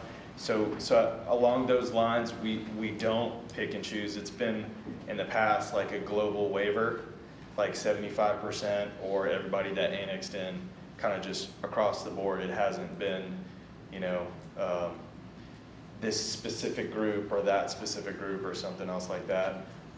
If we wanted to look like that, something like that, I could get with our rate consultant to see if maybe we're following on that path that we need to, since using impact fees and collecting them have quite a few stipulations on the financial side of things like that. So Hopefully that answers your question that you No, it had. doesn't. Okay, I'll try again. Mayor? Well, I'm gonna go down a rabbit hole here. Okay. So, I was sitting out there where you guys are, and I was at a meeting, and a developer built a nice, big project, and he was charged, he had asked a waiver on the impact fees and or some other things, and it was denied. And then something else came up, and they were developing a big project and also in another part of the town, and they waived the impact fees. So that's how I'm asking, how do you determine who gets what? Everything since I've been here is like globally, like we've had dates on them when stuff expired, so maybe there's a date thing, but we have not been in It's a. pretty close together. Excuse me? The dates were pretty close together. I mean, I don't know without the specific developments you're referencing. Maybe we could help you more. I won't go further in that rabbit hole, but that did happen. So. Mr. Smith? I'll take a stab at what I think she might be referring to. I think when Mr. Odom's program happened, we had a 75% waiver discount going on, so he got 75% off. I think maybe 100%. What you may be referring to is when Mr. Brunner came back in here after he found dirty soil. That wasn't a development fee. He was trying to get paid back for some remediation, so the two don't even have anything to do with each other. I'm assuming that that's maybe what you're discussing, but I think an easy thing for this fee waiver that you talk about, how do you do one and how do you do another? I think you charge it and you take it out of the workforce housing fund. So we don't need to go put a waiver on anything. Whatever the fees are in the breakdown of whatever we, allocate to whoever, the fees are still charged, but they're paid out of the workforce housing fund that we allocate to the person that's building. That way it only stays with workforce housing developments, and you don't have to get in there and pick and choose, well, this resident didn't get it, but that one did. You don't have to fool with any of that. I think it gets a little tricky if I like that idea. I mean, it's something along those lines, but I think I think it gets tricky because if, two houses are beside each other or two townhomes, and one's gonna say, hey, I'll do workforce housing, and they want that reduction, and we can pay for it out of that, but the guy next door, he doesn't get it because he's not gonna do workforce housing, which is a reduced rental rate, I guess is what you said. Maybe it does work. Something along those lines is right. I think that we want to encourage development. The way we can do that for all parties across the board, whether you're going to make it affordable housing or not, is we can look at adjusting the fee schedule for our impact fees, if that's where they're listed, our tap, sewer, connection fees, whatever those are, whatever they're all called, what it costs to get a house built or a townhome built. We say, hey, we're really encouraging you guys in the city limits here, come find something. If it's on Brook Street for $300, congratulations, you're getting a $7,000 discount. If you buy a place back there on Carson or anywhere else that you can get it for cheaper, it's fine. You're getting the same discount. It's $4,500, $6,500, whatever that number turns out to be. I think that's a good move towards encouraging development, and everybody doesn't maybe need the same amount of help. Mr. Gray had said he's going forward no matter what, so he's obviously in a different position than someone who might be needing it or wanting it more maybe. That does encourage development if we can address those fees. And I think we had it, Jeff, didn't we have it for a couple of years? And we really, our takers on it. Annexing it, they got a discount that they annexed into the city, and that expired last year. Yeah, annexing into the city as opposed to developing some land, we want some housing. And so, and that wasn't, annexing in is not affordable housing, workforce housing related, right? Yeah, well, it was annexing in a property that was being constructed. I got you. Like the out there across from. Gotcha, yeah. And I knew that, and that was you're talking the Odom project? Yeah. Okay, so yeah, and there was impact fees reduced and some tap fees. And I don't know the difference between tap fees and connection, but there was some encouragement there to. I believe that was 100% too, wasn't it? Yeah, at the time, we had an annexation ordinance. If you annexed into the city as an incentive, it was 100%. The problem with that is there was no utilities over there, right? Like we had to do significant capital things to get stuff there, and they wanted to put a dollar amount on it, so it wasn't just, you know, forever millions and millions, let's say. They put a, you know, basically had a development schedule and projections, and that's where the millions came from. Mayor? Yes, sir. Are we looking for a motion here tonight? Well, I think where we're going is. Or are we just offering the direction? I think we've heard a lot of things, but I think we don't have anything motionable at this point. I think it needs to be rewritten, a new set, and come back to us with that. At least that's the sense I'm getting. Anybody else, unless somebody wants to make a motion, they've got a firm idea. I'm sorry for talking so much. I think we need to give staff more direction.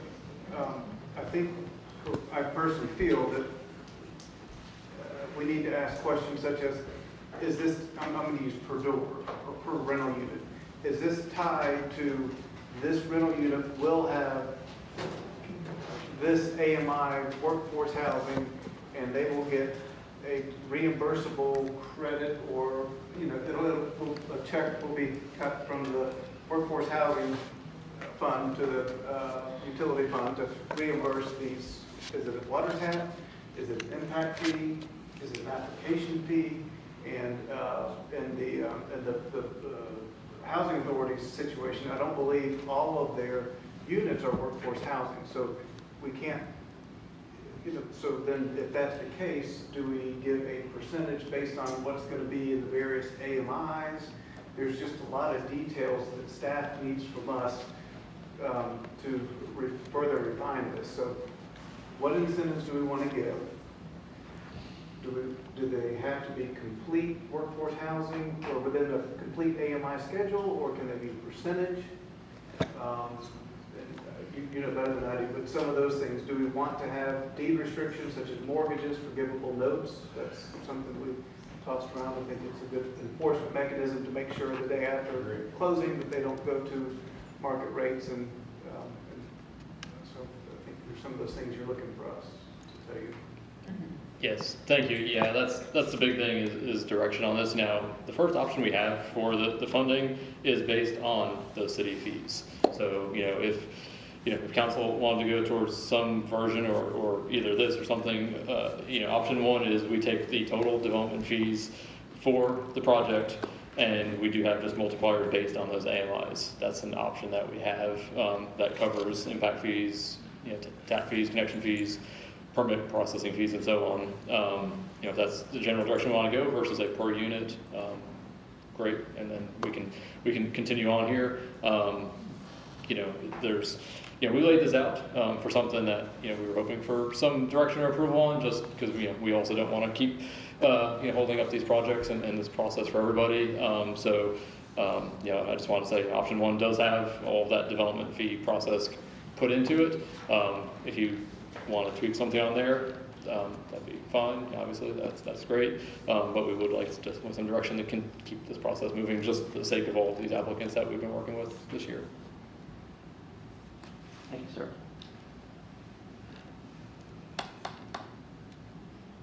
Does that move anyone on council to make a motion? Are we going to make separate motions on every part of this as far as the disbursement of funds and then the repayment and all that, or what are we doing? So I'll just say how we kind of split up the staff report in the discussion section. So section 2.2 is the funding section, that disbursement. So really 2.2 is that. 2.3 is the requirements for development agreement, and 2.4 is the compliance monitoring. So we really have kind of three sections that we divided this into, that if you want to go that way and kind of have motions for each, that would be clear direction for us. Perfect.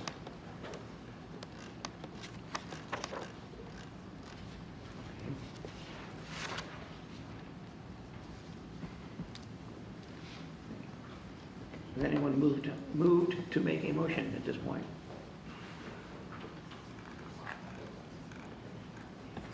Mr. Allegretto, you're smiling. All right, I was hoping someone else would like to make a motion and we could discuss it.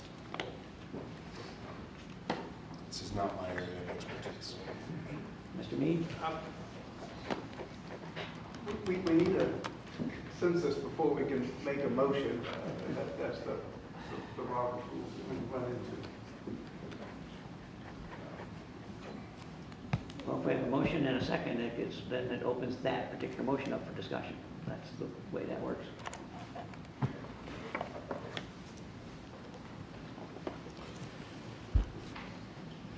For lack of a motion, we'll have to move on to the next item. And that's not what we want to do, I don't think. Mayor,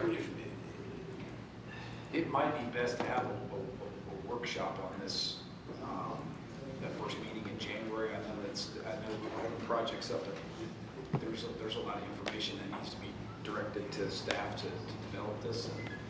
It needs some work. I like your suggestion, Mr. Peters, if we can get a motion to move this item to a workshop at a future date, I would certainly be happy to entertain that. I'll do it. So, second.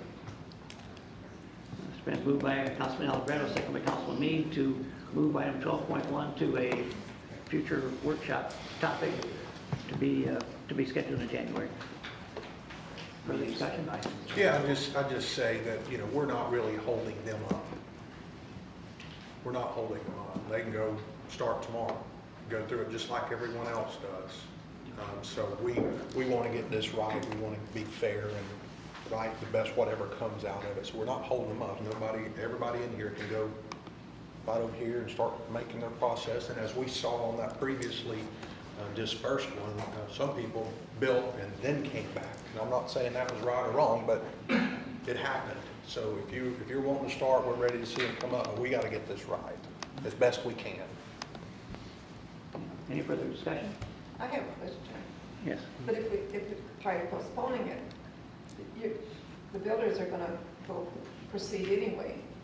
They have things that they want to do. Are they going to be held to what we decide later on, or what's in place right now? Nothing is in place. Okay, that's what I want to. So, but whenever we decide later on, are they going to be held to that? Whichever we decide. Yeah. That clear? That's mine. Okay. Council, please vote.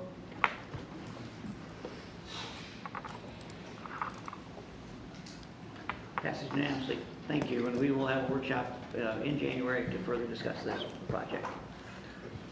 Item 12.2, council discussion on developing a water ferry system. There's nothing in your package, but I will share what I know about this. This came up at an Opus County Transportation meeting about a month ago, brought forth by the mayor of Destin, who was interested in a water ferry system between Destin and Fort Walton Beach. And it was not really well defined. There was some thought about one being you could put a vehicle on it and take your vehicle over to Destin and back. Others say, no, this would just be, if you want to go to Destin for dinner, you just hop on and go over for dinner and come back. Not really specified what the ferry system would look like. The problem is Destin is well set up to do this with Destin Harbor. Fort Walton Beach, unfortunately, doesn't have a facility that would be amenable to this. So my obligation to the Opus County Transit System was to open it for discussion. But until we had more meat to discuss, you now know everything I know about it. That the Transit Board meets again next week, and I'll be happy to go back and see if it's been further defined and bring that back at the next meeting. But right now, not much info. Mr. Smith. So they only talked about us going to Destin. They didn't say nothing about people from Destin coming in. Yeah. I mean, a little arrogant, wasn't it? They did say it would be a two-way ride, but yeah, there to here to back to there. Yeah, I'm out. I've had some conversations with people about this, and I don't know why we need to get involved in this. This is a private market thing. if we want to do a memorandum of understanding, let them drop people off at the landing at the dock there, I'm cool with that, but I don't want to, I have zero interest in dedicating any city, resources to this monetarily wise. The free market's a great thing for a reason, because if there's demand for it, somebody will be doing it. Nobody's doing it right now. So I wish them luck if they do decide to do it. I just don't see the demand for it. But if they need a place to drop people off, I'll be more than willing to talk about letting them drop them off at the landing so they could go up and go hang out downtown as we continue to improve downtown. So that's kind of how I feel about it. Mr. Walker? I love it. The private sector, I have spoken with some of the community as well, and that was kind of the consensus that I got, was that it's a private sector thing. And just hearing Travis say that, I mean, I'm definitely, if we could allow, chartered, it's a licensed event, chartering people. And so there's some people that have a 6-pack, they can charter. I think a 6-pack, they can carry up to 6. I think that's what it's based on. So, a little small pontoon boat. If there's a place here that they can drop them, and there's a place in Destin we can drop them, the private entrepreneurs will come in and fill that space. And if it's, they're like, hey, it's kind of like an Uber on the water. Like, yeah, I'll just go meet down there because it's going to be $12 a person to go to Destin. I'd like to do that on a night and that kind of stuff. Of course, if a big boat shows up and wants to get in the game, they could as well. I like the idea of designating places along the water that they could drop them off. This requires our approval. And the same in Destin, I imagine they would reciprocate that. Designate a couple of places out there, the harbor being a smart one, it seems. So let the private entrepreneurs fill that demand. I'll hop on somebody's boat. Further thoughts, Mr. Schmidt? Yeah, to kind of piggyback off of what Councilman Smith said, let's see if there is an appetite in the private market. I don't think we find that out until we put out something, whether it's an RFP or RFQ. There's no interest, I think the best way to find out if there's an interest is if there's a demand between going to the island and the landing. That could be a phase one type to see if there's, first off, if there's any private interest that would entertain the RFP or the RFQ. But if there were a scope built between, the city and the county, going back and forth just between the island and the landing. If the RFP that gets put out there, and there's no interest, yeah, I agree, there's no interest, let's put it to bed. We get with the city and the county to get together, bring us back a scope that's just from the island to the landing. I'd like to develop that and see if there's an interest with the private marketplace. If there's not, let's put it to bed. I agree with Councilman Smith and Schmidt 100% on both what they're saying, kind of a hybrid of the two.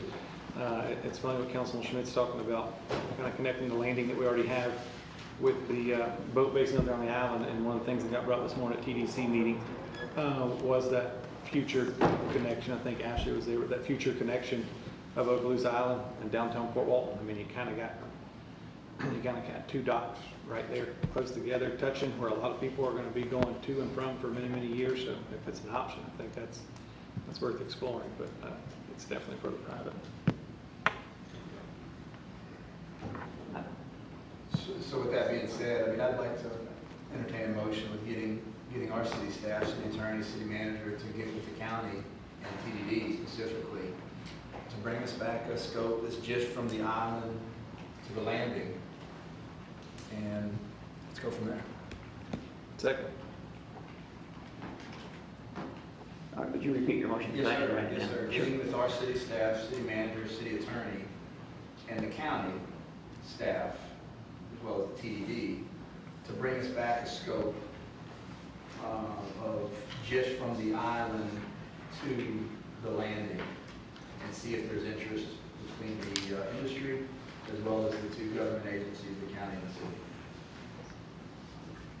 All right, and that was your motion and second, Mr. Jeter? Yes, sir. Okay.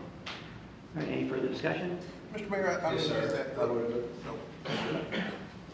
that. I I was just, David, you might even know, I was just thinking, you know, that water taxi that was in Destin, that ran the harbor for so long, there was drop-offs and pickups all along the way. So, you know, if there could be multiple stops on Okaloosa Island, then obviously I feel that the landing's our primary spot. Not to say that they might not designate right across the street over here as well, being one of the, I don't know what it takes to designate approved pickup and drop-off points, what that is. And I don't know what the laws are for that six-pack captain to go stop at a private dock and pick up 12 people, or 6, not 12, but pick people up along the way. So I do like the idea of a water taxi more than just out of the harbor. They had to have something in place for that water taxi to operate. People getting on it and off it and paying, and with the city blessing. Mayor? Sir. So I'm not going to support the motion, not because I don't like the idea, but because I don't like the government funding the idea. And I think that it's either one or the other. It's either we're requesting a bid or a quote and saying to the private industry, hey, this is something we'd like to pay for, whether that's in conjunction with another government entity like the county or the TDD or Destin or whomever it is, or it's just something that we think, hey, wouldn't that be cool if somebody had a water taxi? So, you know, I remember years ago when we got the layout of the downtown master plan, and I saw in the corner of the picture a little boat. And I said, what is that little boat? And the guy that put the thing together, oh, that's a great little water taxi to bring people back and forth to Destin. I said, was he doing that on his own, or is that part of something that we are planning as a city government to pay for? Oh, I said, I really don't like it. So when all this came up again, I love the idea of having alternative travel means, like the little scooters that people ride around here, the whatever it is, buses, taxis, Ubers, but these are private businesses that fill needs in the community. I don't necessarily agree that it's our city's government's and our city's taxpayers' wishes to say, hey, wouldn't it be cool if we could just all pay for a ferry that 30 people may ride in 2 months. So I'm not going to support the motion. But again, I do hope that somebody would do that because it would be cool. Thank you. All right, thanks. Any other comments? Yes, I would. Yeah, absolutely. That was the whole intention for us to bring the scope back, to see if there is interest. Right now, we're just kind of arbitrarily saying that there is none.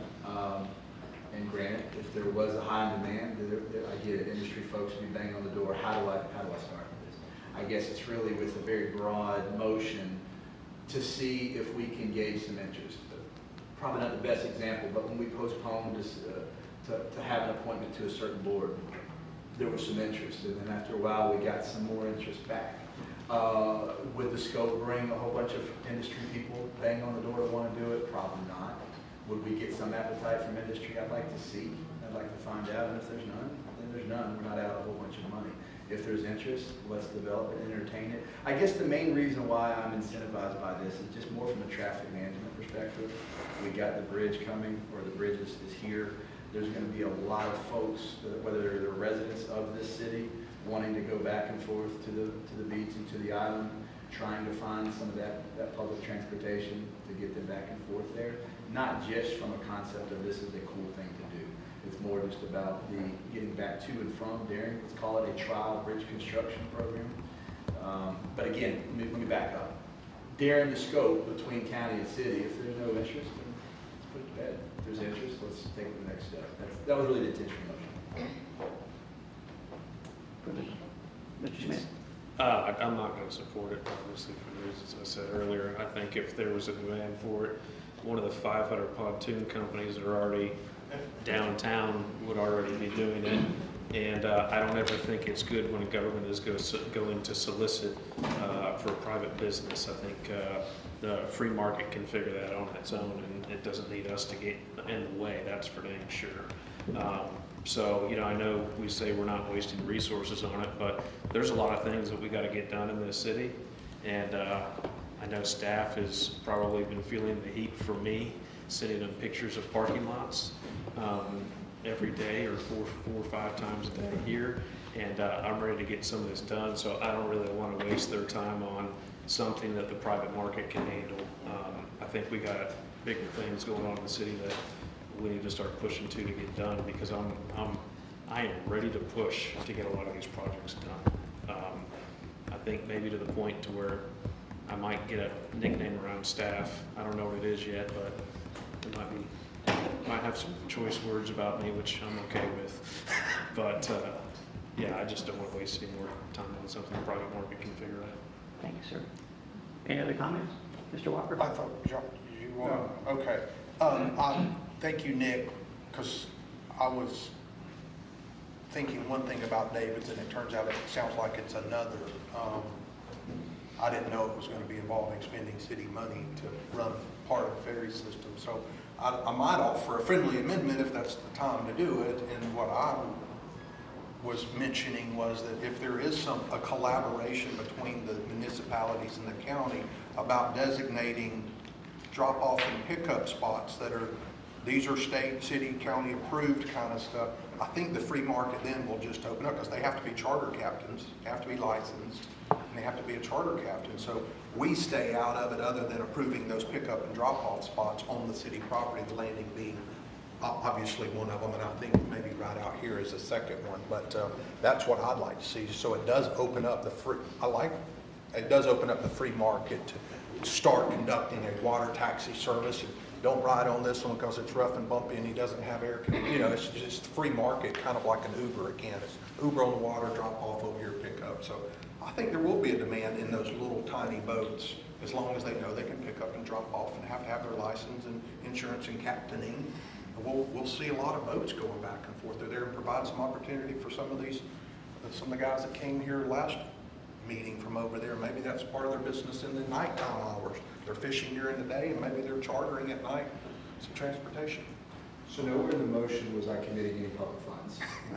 So I just want to make that clear. There is no public funds being committed. I know we just spent a long time discussing $1.3 million of public funds, but in this motion it was more just specifically about getting the two government agencies to build a scope going back and forth between whether it's Basin, Beach Access 2 that they just built, and across the street from the landing, period. If we hear back from industry that there's a guy that's got a pontoon boat that says, oh really, we can do that? We can go back and forth and the county and the city will let us, yes, I'd like to entertain that. But if we get a proposal back that says, yeah, I want $500,000 to do this, no. But again, I just want to make clear, I've heard some discussions about dedicating public funds to this. No, we're not doing that. Mr. Mayor? Yeah, Mr. Jeter. I'm with Councilman Alvarado. This is 100% private sector. Like Councilman Smith said, we got way too much stuff to do, but I did second the motion simply for the thing that Schmidt just clarified. I was thinking a hybrid of the two is we just need to get something out there saying that the city has a landing, the county has a boat basin. We want to work together. Does anybody want to play? I have no intention of spending any money on it, but I don't think you'll get anybody to raise their hand and say this is a good idea. If we don't say, hey, we're the city, this is the county, we want to work together, we want to play. Does anybody want to do this? That's it. I think it's just the first step to get the ball rolling. My second would be no intention of any funding. All right, are we clear on what's been proposed?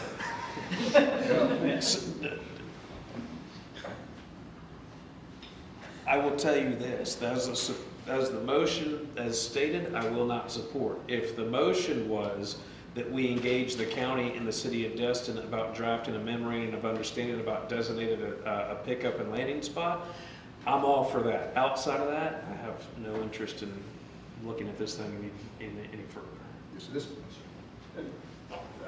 I would agree with everything you just said. If this is just allocating a spot and if being prepared, if we have someone submitting an application to us to where we have criteria already in place to respond to them, I'm fine with that. But if it has to do with doing a study or expending any more staff dollars and just coming up with a protocol if it does happen, I don't want any more than just that limited basis. And yeah, there's nothing in this motion about including Destin. This is just the island in Fort Walton. You just squeezed them out. If there's an interest to go back and forth from the island to the landing, there might be, if there's not an interest to go back and forth from the island and the landing by private sector, there's definitely not going to be an interest to go to Destin. That's a 30-minute drive. So that, We again, won't know until we put it out there. Destin's action that was taken, that I believe the mayor was alluding to, they wanted to pay for a study split between Destin and Fort Walton, around $12,500 each, and the county to pay 50% of the study. I don't want to do that. We don't want to study it, we don't want to pay for studying it. It's really what Mr. Jeter just said, as well as Mr. Meade just said, at least this is how I interpret it. We, the city, are allowing a spot to land and to pick up, beach access to, or the county, someone over there, the island, is allowing some land and any criteria that we need between the two governing agencies to allow the private marketplace to do that. Let's go. No public funds, nothing about going to Destin, to Destin, from Destin. Okay. Okay, so this is only with us and the county. It has nothing to do with sending an RFP or RFQ out to private industry to see if they have any interest. Let's do that. What is the motion? We need to have you restate the motion. Let's restate the motion. Don't say building a scope again. Building a scope. No, that's what we're going to do. Smart. I don't think A performance work statement. All right, here we go. Smart. I make a motion to get with our city manager, our city staff, and our city attorney in the county to bring us back a concept that just includes the county and the landing as spaces to drop and pick off people that are transporting from the island back to the landing. Second. I'll vote for that. All right. So it's been moved by Councilman Schmidt, seconded by Councilman Jeter, to ask our staff to get together, the city and the county to designate. You want me to read it, Mayor? Yeah, read it. Read it. I think I got it, but I'm not. All right. To get with city staff and the county to bring back a concept that includes the county and the landing as spaces to drop and pick up people transporting back to the island. Perfect. That's what he said. If you need some clarification in there. So. That's perfect. Okay. We? All right. Any further discussion? Anyone from the public wish to comment? Council, go ahead. Ashley Skalski, 108 Nebraska Avenue. I'm speaking on behalf of the downtown. This came up on the Get the Coast social media some weeks ago, I think, when Bobby Wagner first started kind of feeling it out. Since then, we have had some discussions downtown, and the only thing that we would ask that you would be cognizant of is that, Travis, I also believe everybody should come directly to downtown, but in the case that is not the case and people are going to the beach, be careful about the parking downtown, because the parking downtown people rely on for their businesses. And if we're allowing pickups from however many little boats or one big boat, then you could potentially have 30 extra cars that are not spending their money downtown. So I just want to make sure that that's in the forefront of this. I know we're all tired, so thank you. Thank you, Ashley. Should we start charging for parking down there if that happens?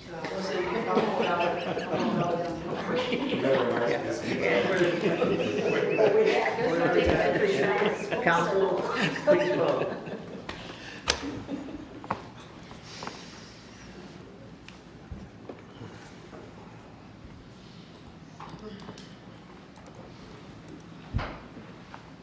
Does pass unanimously. Thank you, Council. Okay. Item 12.3, award of purchase of vehicles for the Fort Walton Beach Police Department. Chief Page. Mayor, Council, good evening. I have an item before you to purchase vehicles for the Fort Walton Beach Police Department. In fiscal year 23-24, the city increased staffing for the Fort Walton Beach Police Department by 1 police officer, specifically dealing with quality of life improvements and street level crimes. The Fort Walton Beach Police Department intends to be fully staffed by the end of the second quarter, which would be the end of June 2024. We have 2 people in the academy that's graduating in January, and 2 people that will probably be in the academy in March for graduation dates to fill our vacancies. There have been 5 vehicles totaled by insurance providers over the past 2 years.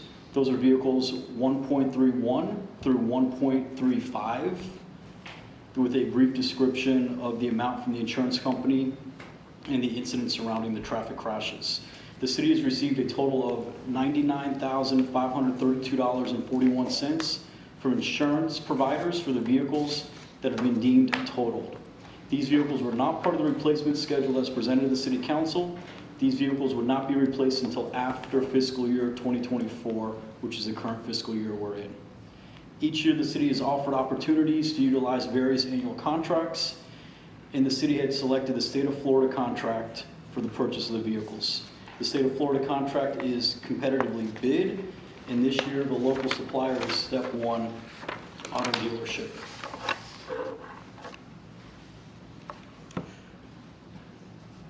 The city generally replaces vehicles every 7 years for marked vehicles and 10 years for unmarked vehicles. The vehicles that are crashed affect the normal replacement cycle schedule for vehicles. When vehicles are crashed, they're moved to the top of the replacement schedule, so you may not have the normal 7 to 10 years for replacement of a vehicle. By having the crashed vehicles, when the new vehicles come in, the crashed vehicles are replaced off the top. Therefore, we have to keep vehicles longer than 7 to 10 years. This makes us keep vehicles at a larger maintenance cost and lower fuel efficiencies, and they have less safety features. The Fort Walton Beach Police Department is requesting the purchasing of the following vehicles: 2 fully marked Dodge Durangos STX all-wheel drive police models, 1 Ford pickup truck for the new quality of life officer to allow them to haul and assist with their job functions, 1 slick top Durango, and 1 unmarked Durango. These vehicles, it's important to standardize the equipment in these vehicles each year, so we're requesting to use the same suppliers that we've previously used: Dana Safety Supply, CES for the radio installation, and World of Signs for the marking of the vehicles. Some of the equipment can be salvaged off the totaled cars.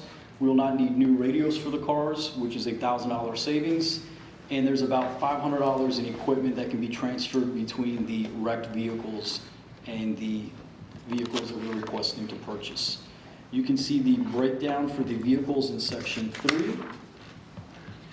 And the funding for the vehicles would come as follows: insurance claims of the $99,532.41. That would leave a balance from the general fund of $184,859.70.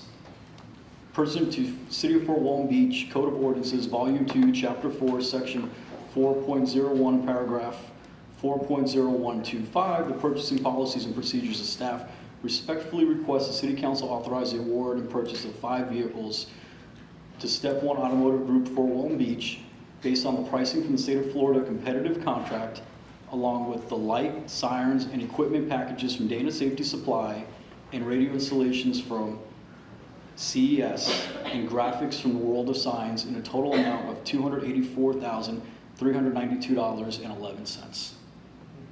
Thank you, sir.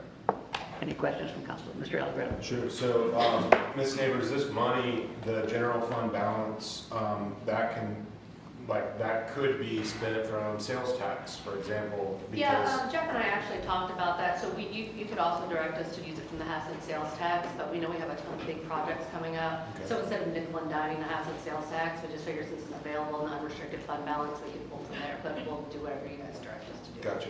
And Chief Bay, just to reiterate, you guys always take care of vehicles as best you can. Obviously, looking through this list of crashes and things that have happened, obviously some wild and unusual situations.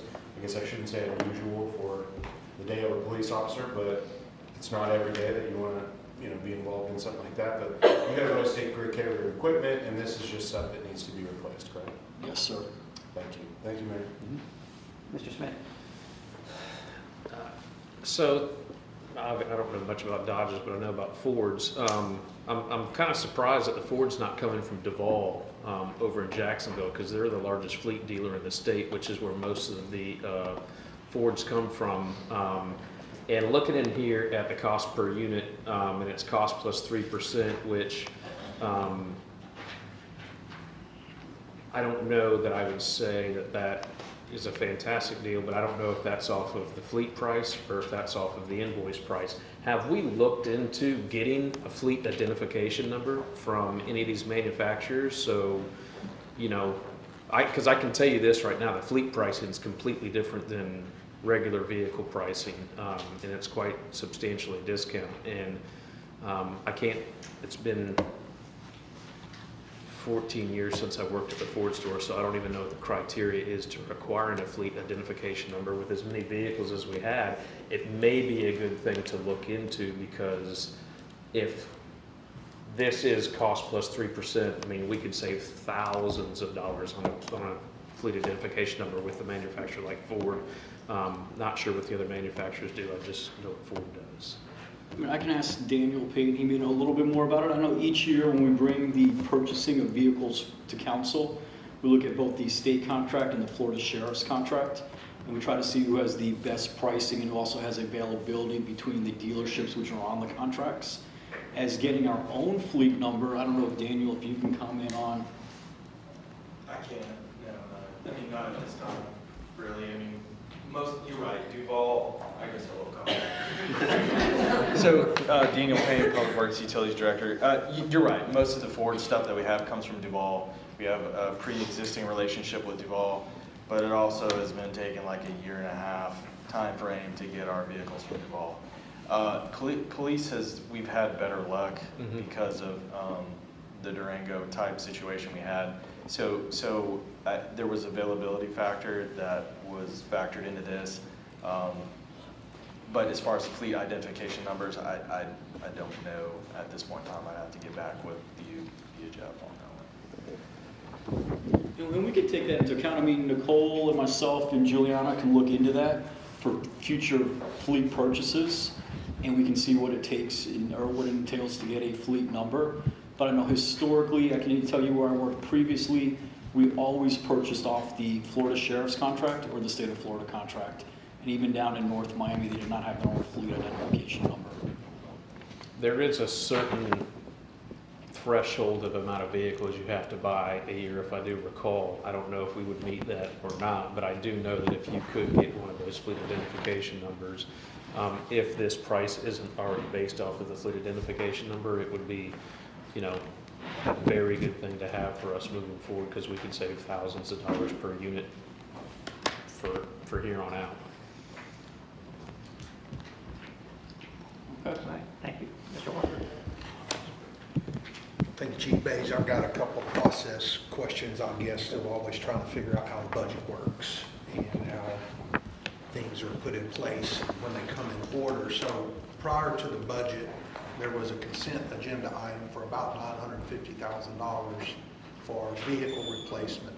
It was based on the schedule, recommendations, and not all of that was yours. That was the other departments as well. Do you recall about how much of that 900? I think it was 950 was the consent agenda item. I don't know a dollar amount. I can tell you that we got 4 vehicles for replacement, from normal replacement, and we were going to replace 2 K9 vehicles because the K9 vehicles have more wear and tear. So those were the 4 plus 2 to give you 6. I couldn't give you an exact dollar amount. I know the vehicle count. And your question probably, well, how come these vehicles were not in the request that had come before council at that point? Well, and then, yes, it's going in that direction, but 2.21 says when a vehicle is totaled in a crash that affects the normal vehicle replacement, the crashed vehicle would be moved to the top of the replacement list. They weren't. And that's where vehicle replacements, and I'll try and give you the play-by-play, and I have to call Daniel Payne up here to give a little color commentary to it. But from my understanding is when we come in front of city council, and Daniel, you can kick me if I start talking in the wrong direction or something, but when we come in front of city council, we have our 4 vehicles for replacement. We come in front of council with the 4 vehicles that at that date and time prescribed to the chronological replacement of vehicles. So if we look at the vehicle list and we go back to 3.1 and you look at 3.11 and actually 1.31 and 1.32, those are both 2016 vehicles.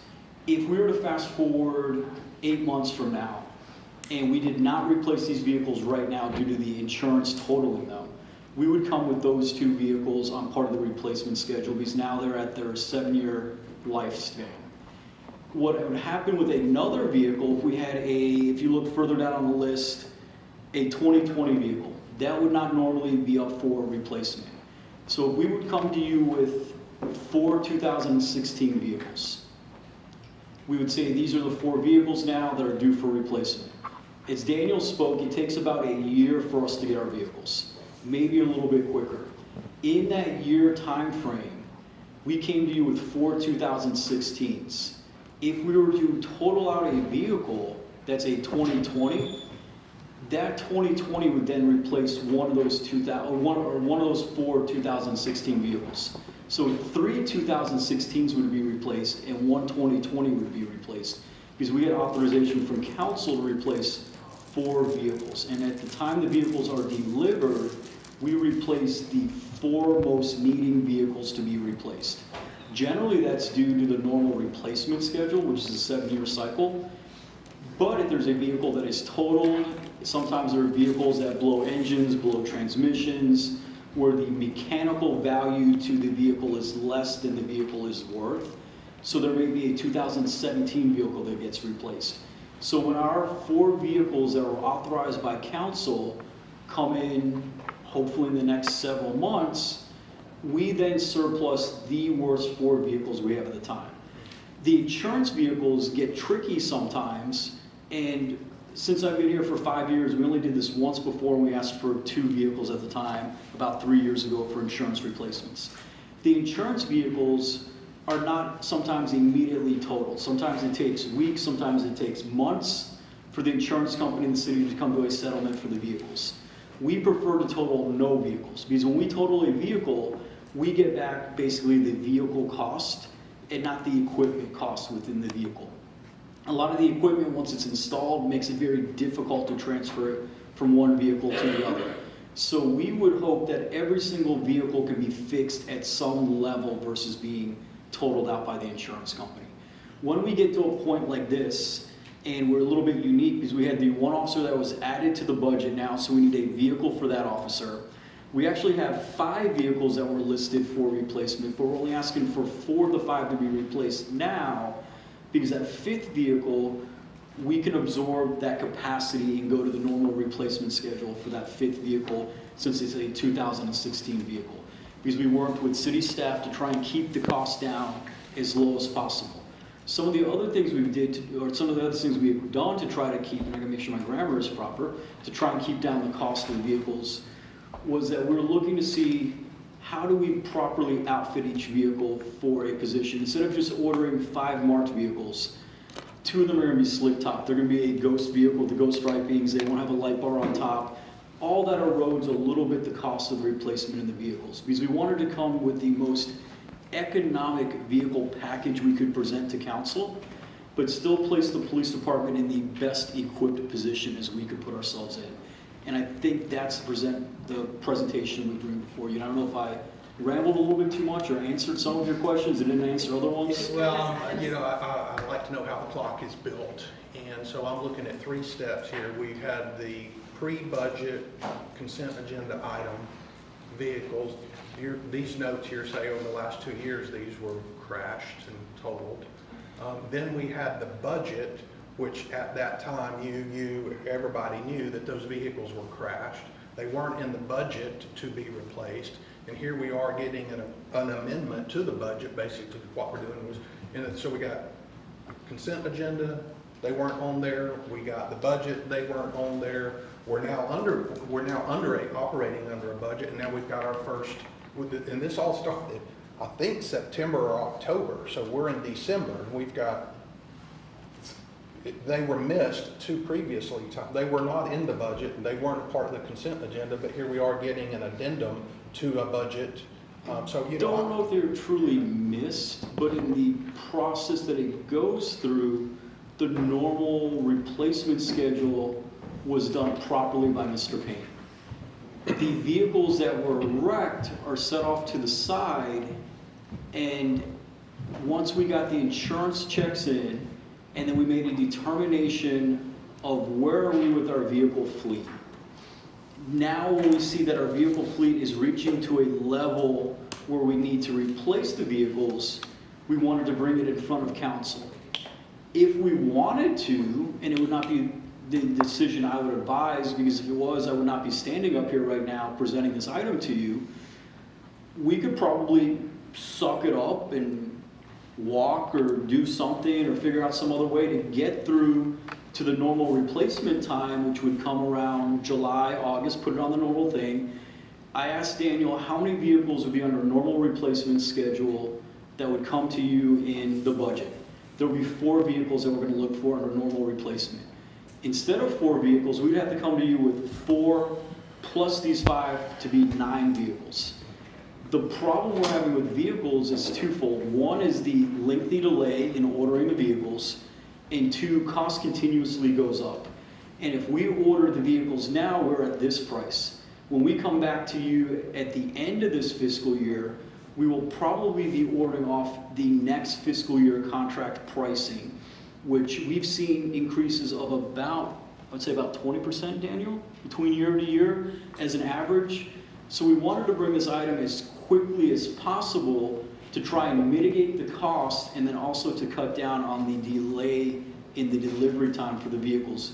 Because as of right now, we're minimally okay. If a few other things, and as you mentioned, that in police work we drive 24/7, 365, and unfortunately we have vehicle crashes. If a few more vehicles go down, then our fleet will be in a critical level. And we wanted to come to you prior to it being a critical level so we could have discussion on the item. Well, and my main concern is that I know that many of us came in up here with a mandate, if you will, to be watching out for that budget, watching out for that number. So I'm concerned that by the $350 some odd thousand in the consent agenda that we pulled out and then looked at and went through it, that was presented before the budget. Then the budget was presented. There were no cars included in it, or if they were, I don't know them. And now here we are after this. So it almost feels like the budget has been knowingly or unknowingly, it looks one way when it actually should have been another way. So it was a lower budget by design, just to say, hey, we've got a lower budget, and now here you are, knowing what you knew 2 or 3 months ago, that we're going to need these cars. I mean, you knew that, but it wasn't in the budget. And I don't know if it comes from Mr. Payne, if it comes from Jeff, if it just comes from you, I don't know. But you've known about those vehicles for months, I think. So it says for 2 years. Just to reiterate too, what he says, and I don't know much about the vehicles Sure. themselves, how we wait for the insurance checks to come in and make sure they're totally total before Sure. we can figure out if they can be fixed or whatever it is. Correct. We received these checks between the end of June and actually October of 2023. So we just received this insurance claim money. Over those 2 Over years, the because years. I So saw all over those the, other times that you're talking about, we still weren't ready to replace them yet because we didn't know if they were going to be total. so those insurance checks didn't, the first check of these. Yeah, it came in on came June 22nd. In June, okay, that's helpful. The last one came in on October 20th. And where does that money go when it comes in? It's in the unrestricted fund balance. So, and I saw that, because I'm trying to figure out, what is in it. You kind of, it gets separated on here. It's insurance checks plus general funds, but it's really all general funds unrestricted again. Right, just it's a all It was unrestricted. a revenue that came in That came in, of yes, 99,000. that's correct. And then you've got 184, so a total of like $273,000 for these. Correct. New cars, gotcha. Okay, thank you. You're welcome. Any other, Mr. Meade? I'm in support of the replacement cars, but a question along these lines.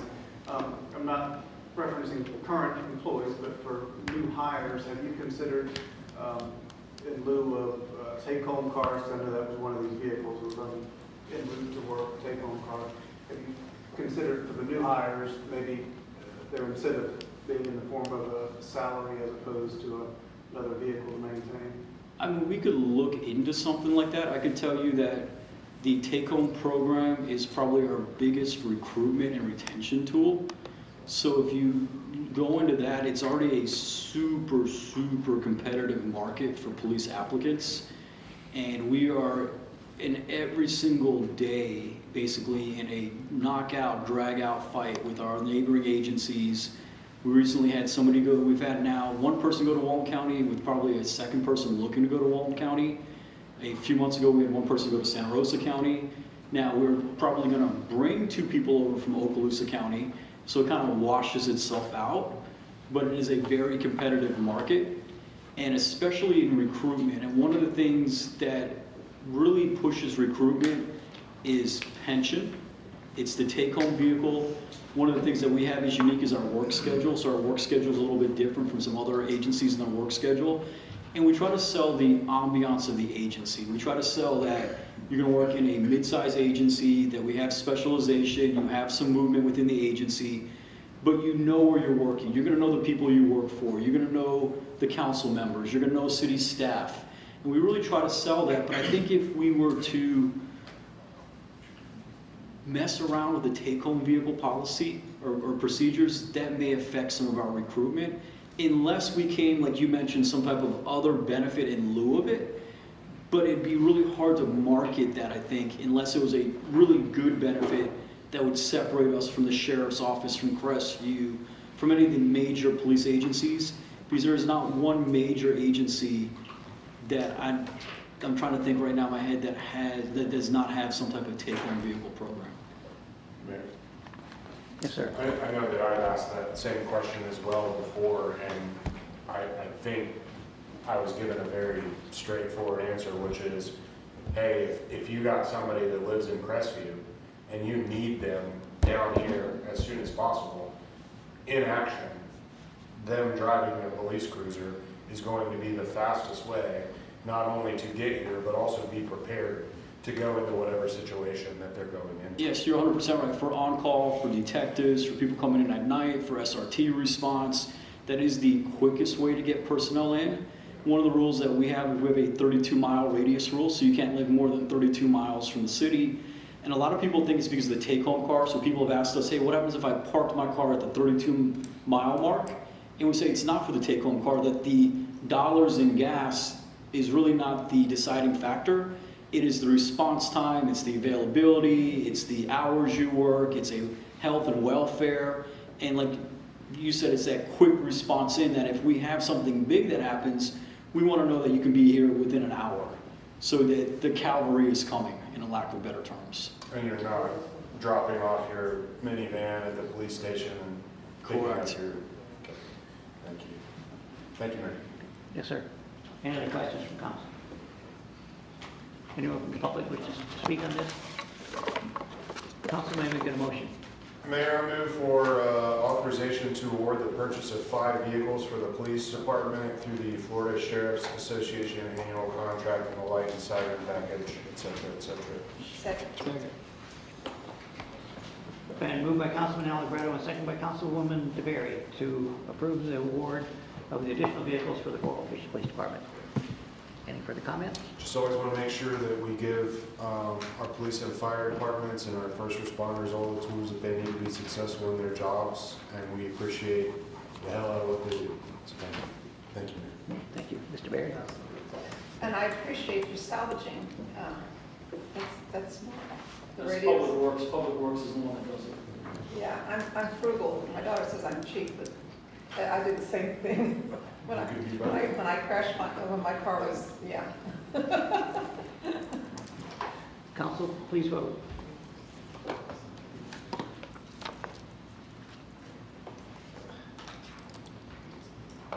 Does pass unanimously. Thank you, Council.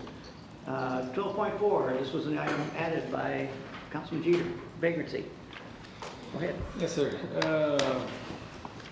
Great discussion we had earlier. I'm not going to read those 4 pages again, by the way, I promise you. But we just had a couple of good vagrancy workshops. It seems like every CRA meeting, we end up discussing vagrancy. It seems like every council meeting, we end up discussing vagrancy. And, just wanted to maybe have a chance for it to be on the agenda to maybe take some action and do some things that I think we're all on the same page about. And our entire vagrancy workshop was about services and services and services and eliminating services and trying to get the narrative out that Fort Walton Beach is trying to change and shift directions and some of the positive things that we're trying to do in the community. So I've got some documentation. I think it was copied when I requested the lease and some other stuff at One Hopeful Place. I don't know if you guys had a chance to read through it, but I just wanted to point a few things out to everyone, and then also share a few things that are going on if you guys are caught up on the state side or caught up on the county side. One Hopeful Place is got $180,000 that the county had sent them because it was supposed to go to Crestview, and Crestview said that we didn't have the land, y'all have the land, so take it down there. And it's $180,000 for just some additional resources, enabling, whatever you want to call that, services out there. There's also some state funding requests to build additional buildings and do additional things out there. And just, I've talked to Jeff, I've talked to Chief about it, whether we want to go in the direction of, I know years ago there was supposed to be a shooting range out there. So instead of just which direction we want to go before we start tying up more land and start enabling and allowing more services, or do we want to kind of go in the direction of maybe having a gun range out there for our police department? Do we want to surplus that land and find something else to do with it? I mean, I think our options are limited, but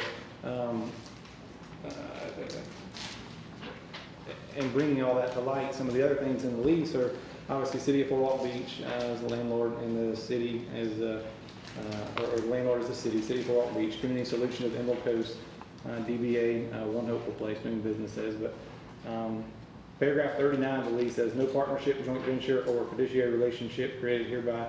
Nothing contained in this lease shall be interpreted as creating a partnership, joint venture, or relationship of principal and agent between landlord and tenant, it being understood that the sole relationship created hereby is one of landlord and tenant. Paragraph 22, and Ms. Kim, you can help me, I think we've clarified some of this, but if I'm reading this wrong or incorrect, you'd be helpful. Alterations, improvements, and changes. Basically in here, we've been here going on 6 hours now, so tenant making necessary to replace any such building or improvement with one or new equal or lesser value, provided that prior to making any structural alterations, improvements, modifications, or changes, or to replacing any building, tenant shall obtain landlord's written approval of the plan and changes. So I don't know if some of this means they're going to do some of those things and they haven't really come to the landlord, which would be Us. council. I mean us, council, right, governing body would be the landlord. So we need to kind of know what's going on out there, be involved in the plan and approve those things prior to some of them being funded. Because I could just see this as a black eye as us, not knowing, and that's why I highlight the separation of what is the city manager, what is the Chamber of Commerce, what is Community Solutions at Fort Walton Beach, what is One Hopeful Place, and where does council stand? A lot of people I talk to in the community are like, thought y'all were all one, thought y'all were all the same, we all do need to work together and try to accomplish the same goals, and we're willing to do that, but we're not all one, we're not all the same. So I guess in putting all that together, I would love for feedback from anyone else up here, but my intent would be to make a motion to send out a certified letter. This isn't a motion, I'm kind of speaking to collect some feedback, but my intent would be to send out a state certified letter to our county commissioners and our state delegation, making them aware of some of these items over here, what the separation is of the city and these organizations that they're funding and what we have to approve. In other words, we need to be involved. That's what I'm trying to get at with laying all that out. Along with anything else that anyone else wants to make a motion or move towards any other type of vagrancy or action or anything else that we want to try to accomplish. I'll gladly jump in on it. I did cede my time to you earlier. I would be real careful about how we do something like that. I think that the old saying of cutting your nose to spite your face is what keeps popping up when we're talking about One Hopeful Place. I know that we don't think that we're getting the greatest results from that, but just as you said a lot of times earlier, this is what was the word you used? Was it just Chief Page's word? Holistic? Holistic. Holistic Yeah. approach. I know you kept pointing at it, and I forgot what it was. So a holistic approach, and so many things involved in this situation. I mean, I learned something new every one of these meetings that we had. I was talking to officers outside earlier. Didn't realize the whole situation of the fact that Fort Walton Beach has a trauma level 1 hospital here in the area, level 2. Okay, I don't know my terminology for sure, but that when someone gets Baker acted, for example, they're brought to our hospital. if they're within a giant radius of that hospital because there's not another one in the area. So when somebody who's struggling with whatever issues have led to that situation get dropped off there, now they're pushed outside. My point is with this, some people have to have a place to go. The cops have to be able to take these people somewhere other than just, hey, we're gonna drop you off in the overcrowded jail and you're gonna come back out. I agree, let's enforce it as much as possible, and I think that has started, just as Chief Page brought up earlier with the 35. I just don't wanna start ruffling the feathers of people that are trying to help and whose heads and hearts are in the right place, just to say, hey, we really wanna get some action on this. Like, we're pushing the right buttons, I feel, right now, by pushing the police department, by hiring additional officers, by providing them with more tools that they need.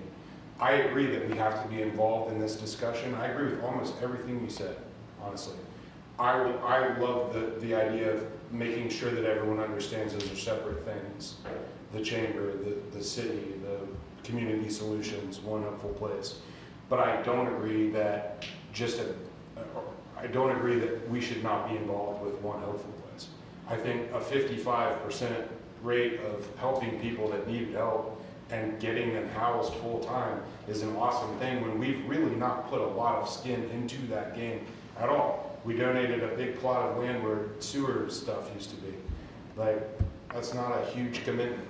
And when we're talking about helping people that actually do want help, that are not just vagrants that want to live in the woods, that's a big deal, and that has to take place somewhere.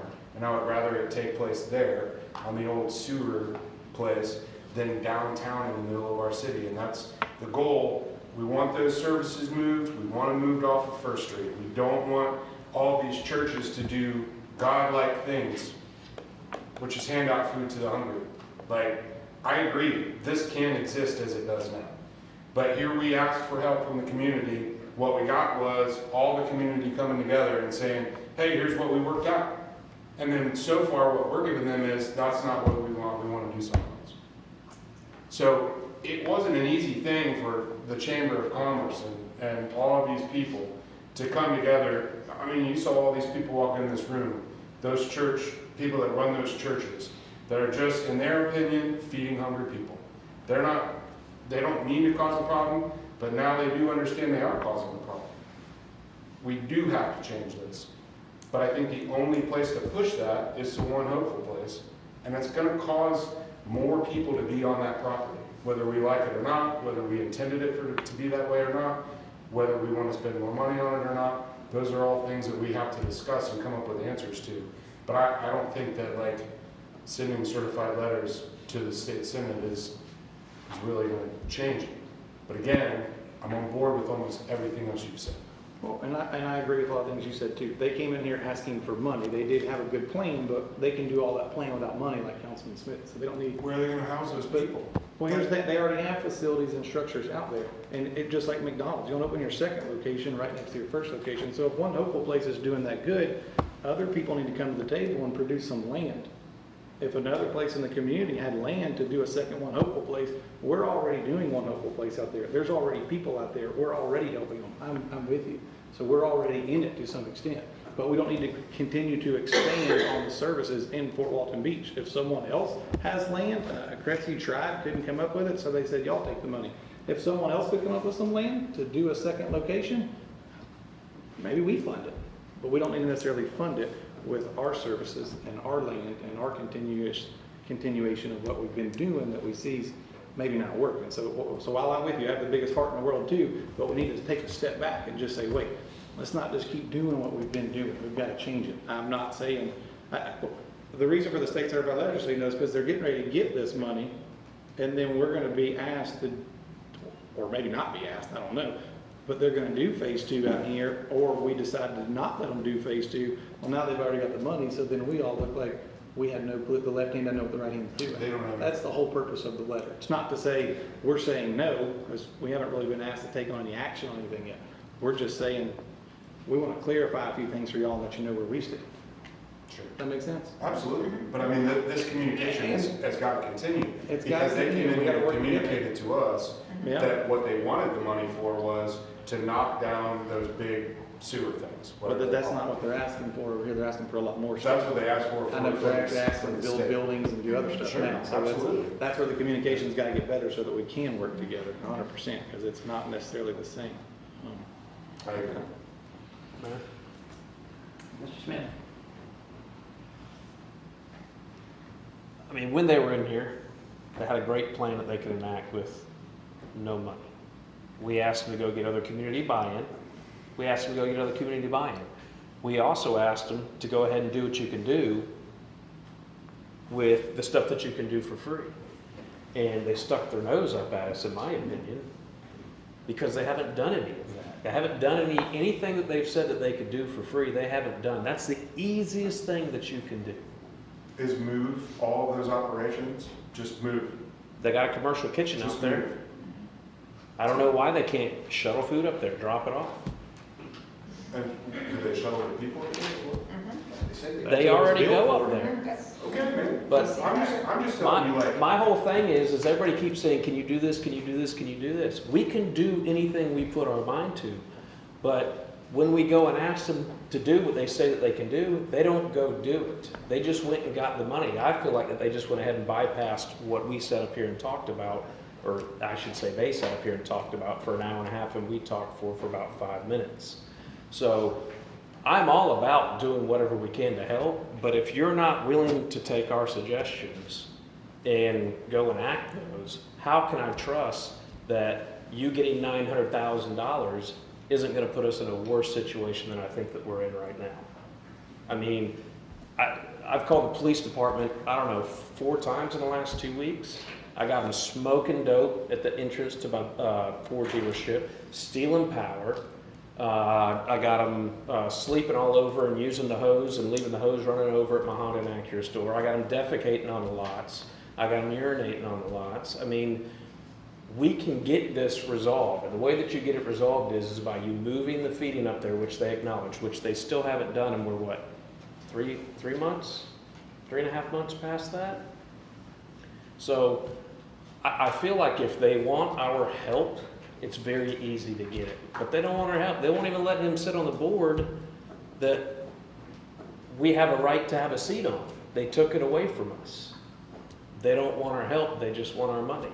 And learning something new, earlier about One Hopeful Place, it was original intent was for that 0 to 90 days, which is not what it's being used as, for somewhere for the police department to help take people for help, and it's not being used that way. So it's kind of grown legs of its own for whatever reason. I think maybe a lot of things do if people that aren't involved in the beginning don't have all their eyes on the ball and stuff like that. But I'm against any expansion out there until they can prove to me that they can do what they said that they can do for free. And that's kind of how I feel about it. But I'm willing to help, but show me you can do the thing that doesn't cost any money that you said you can do that I still haven't seen. That's all I'm asking. Which is what, move the services? Move the feeding up there. Pretty simple. Again, I'm not advocating for expanding anything, I'm not advocating for anything. I'm advocating for, this is a huge problem that has a lot of different layers, and I learn about a new one every single time we talk about it. So all I'm saying is let's not cut our nose to spite our face. Let's not just freak out about any one particular thing. Because Mr. Jeter, the hellfire and brimstone of the 4 pages that you read earlier, we've all felt that. We all have. Travis probably felt it sooner or more recently than anyone. I mean, I have too. I have kids that throw, walk down the street to Wendy's from Choctaw, grab yourself a value meal, and just chuck your trash directly into the parking lot where I do business. But that's not a homeless person. That's just a behavior problem, right? A vagrant problem. It's a parenting. And we have the same problem with vagrants on a much larger scale. So there's a lot of different things out there. I just don't want to advocate for getting rid of any one of the things that's even partially successful in tackling this issue. If anything is successful in the elimination of vagrants, I don't want to see it go anywhere but flourish and continue to help us. But I don't think an addition to something out here without us knowing what the addition Oh, yeah, I agree. is helping yet. And again, I don't want to do it, like I said, spike nose face. I don't want to make a separate item. I thought this was going to be on the agenda. It's not on the agenda. I think it's just a basic, simple letter explaining our stance so that maybe we can move forward together and work together. This isn't a letter that I don't think should, like you said, cut our nose off to spite our face. It's just a simple letter. It was supposed to be on this agenda. It wasn't on this agenda. Now it's added on the agenda. We can send out a simple letter letting people know where we stand. And I think the biggest part of it to me is I get your frustration, Nick, and I'm sure everybody else has had it for years too. Well, we got to start somewhere. We got to start somewhere. We got to start somewhere. And it's got to start with just changing the narrative. We can't go arrest them all tomorrow. We can't go do this tomorrow. We're not going to fix all this in one day like it was in the letter. It's months, it's years. But we got to start somewhere changing. The word on the street is, and I've told Jeff my exact words to you when I first found out about this, 10 cents towards phase 2 of One Hopeful Place will be how many more vagrants come in here? Because word will get out. Oh, they're building another building. Oh, it's phase 2. Oh, they're going. That's how it goes in the community. You know what I mean? Word will get out from Pensacola to Biloxi that they're building another building over there. They got room for more. Send them over there. That's what's happening now. So to me, 10 cents towards another building that houses vagrants, we're going to get more. That's kind of my, and we're not going to change that tomorrow, but we can change the narrative and get the word out that, hey, we're trying to stand up to this. And I think this will go a long way in the community too, where the community is going to see there's a difference in the two now. Wow, our city really is trying to do something. We can get behind the police department enforcing this. We can get behind council trying to actually do things different than we've done in the past. Does that make sense? But this isn't an overnight fix. I'm not trying to, this is not malicious because they wouldn't let me on the board. It's none of that. This is just the next step in trying to change the narrative and improve the community like we all said was our #1 strategic. I'd like to clarify too. I don't know if you got that. My intent is not to shut the place down. I just don't believe that there needs to be any expansion out there until that they can prove that they can do what they said they're going to do. If I came and asked you for $900,000 or $500,000 and said I could do something, more than likely you would want proof that I had the ability to do what I said I was going to do.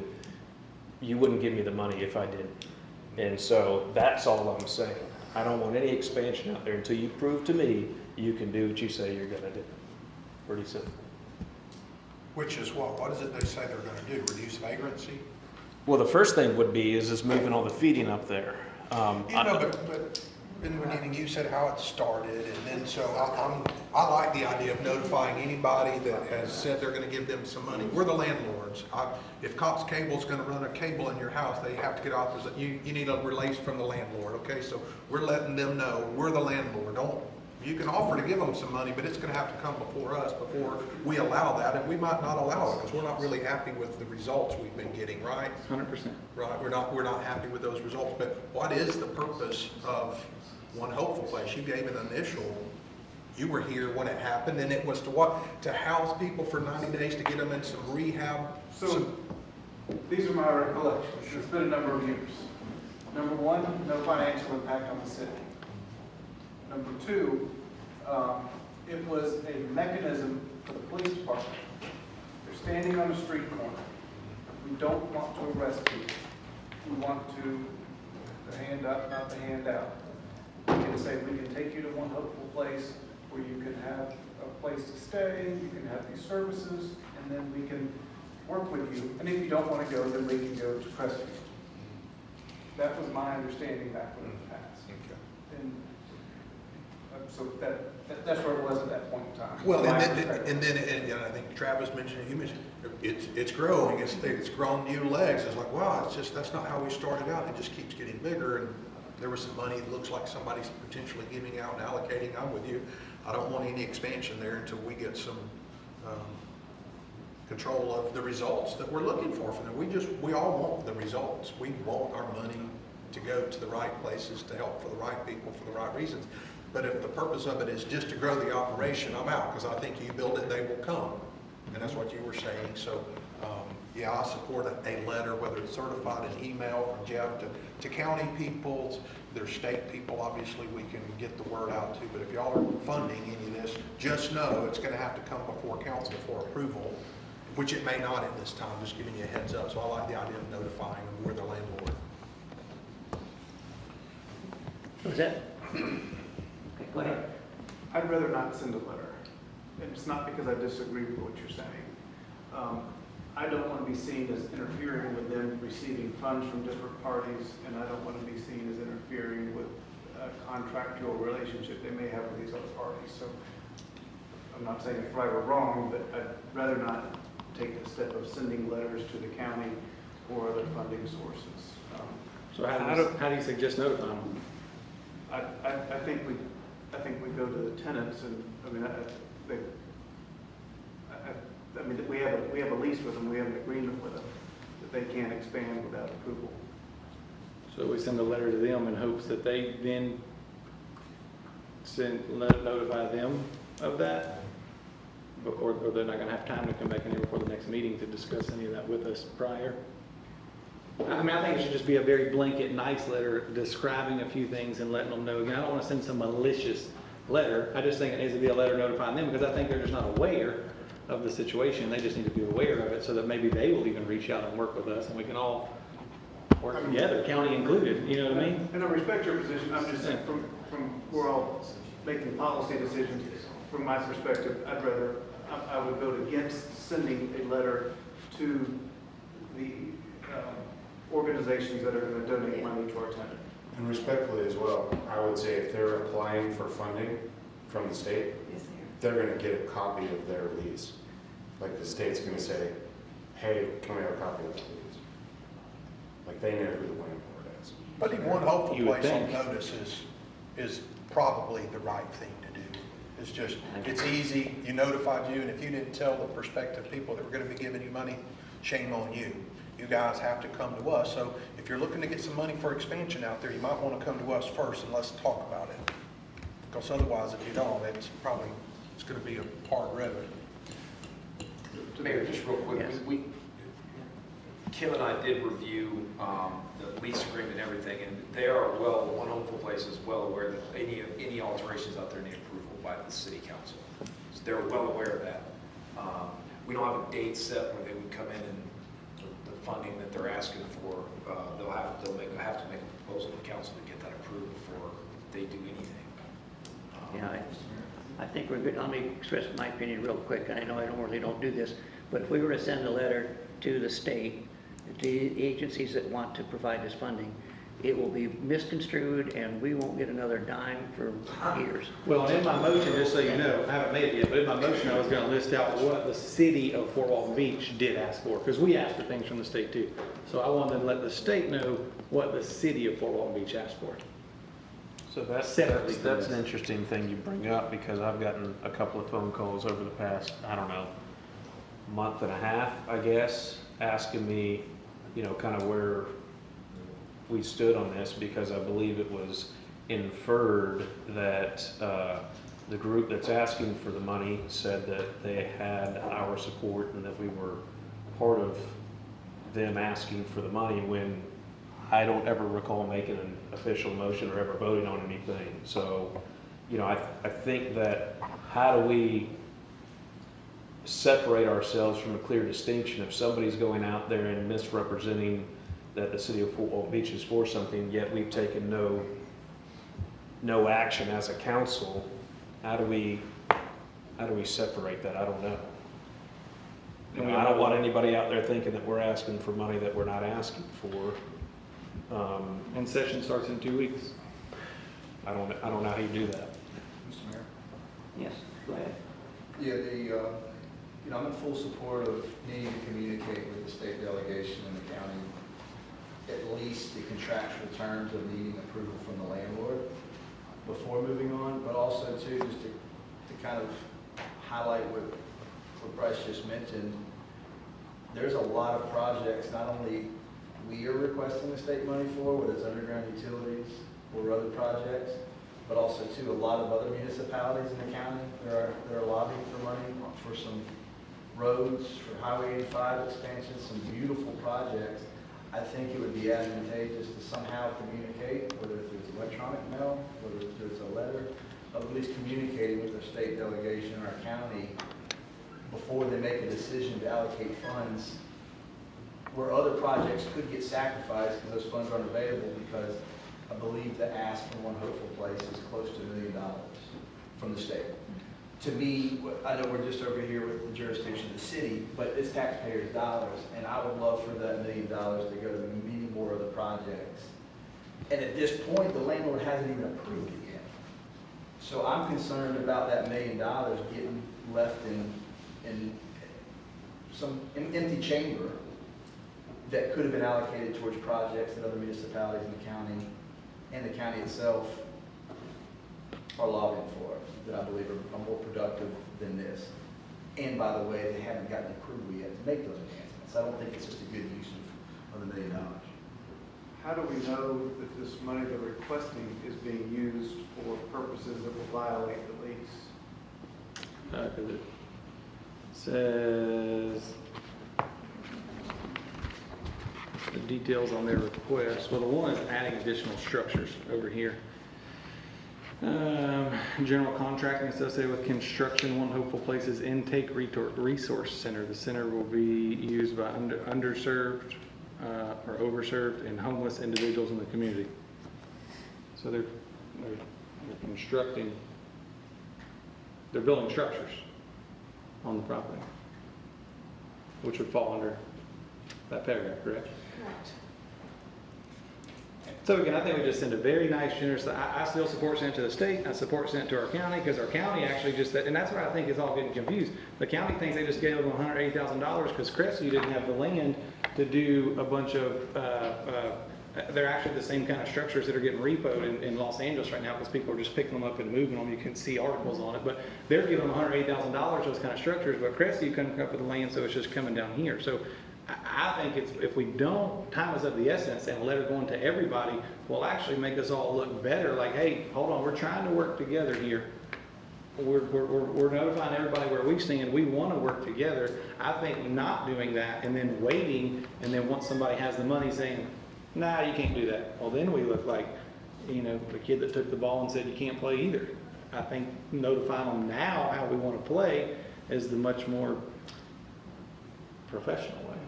So if I could add one thing as well, I toured the facility just like you did, and I was here when they came in to make that presentation.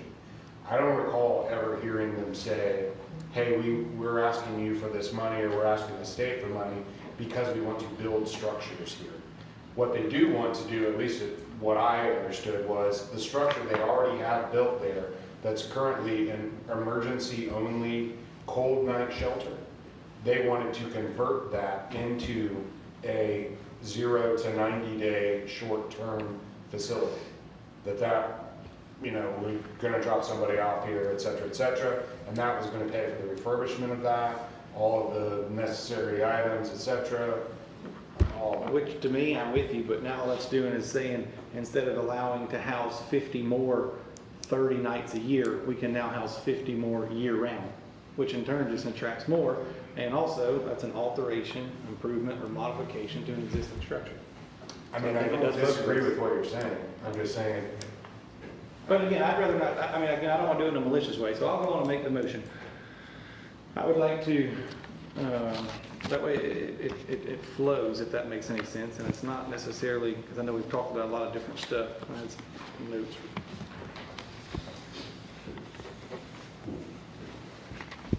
I have it written down. I don't want to re-sign that again. So a motion to send a letter to our state delegation and our county commissioners clarifying paragraphs 39 and 22. And I'm not going to read the whole paragraphs again. I know you know them. You've seen the lease. You can make this as generous as you want. Clarifying paragraphs 39 and 22. And also in that same paragraph, to be uber-friendly, listing the items that the city of Fort Walton Beach did request in that letter.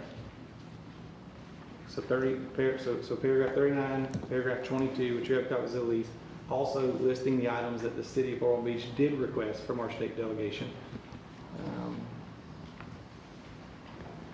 I think it should be sent. Can we do that by Friday? It's Tuesday. Can we do it by this Friday, the 15th? If that's what council wants to do. by Friday the 15th, that way it doesn't get lost over the holidays, New Year's, they have it before session starts. I would also like to add, in addition to the motion, is that it be posted on our public information page to let the community know that here's what we're doing, here's what we asked for from the state, here's what we're trying to do, here's how we're trying to work together to go forward. But on top of sending a letter, posting it on our social media channels. Now, does it need to be will an email suffice, or do you want a certified letter? How do you want the letter transmitted?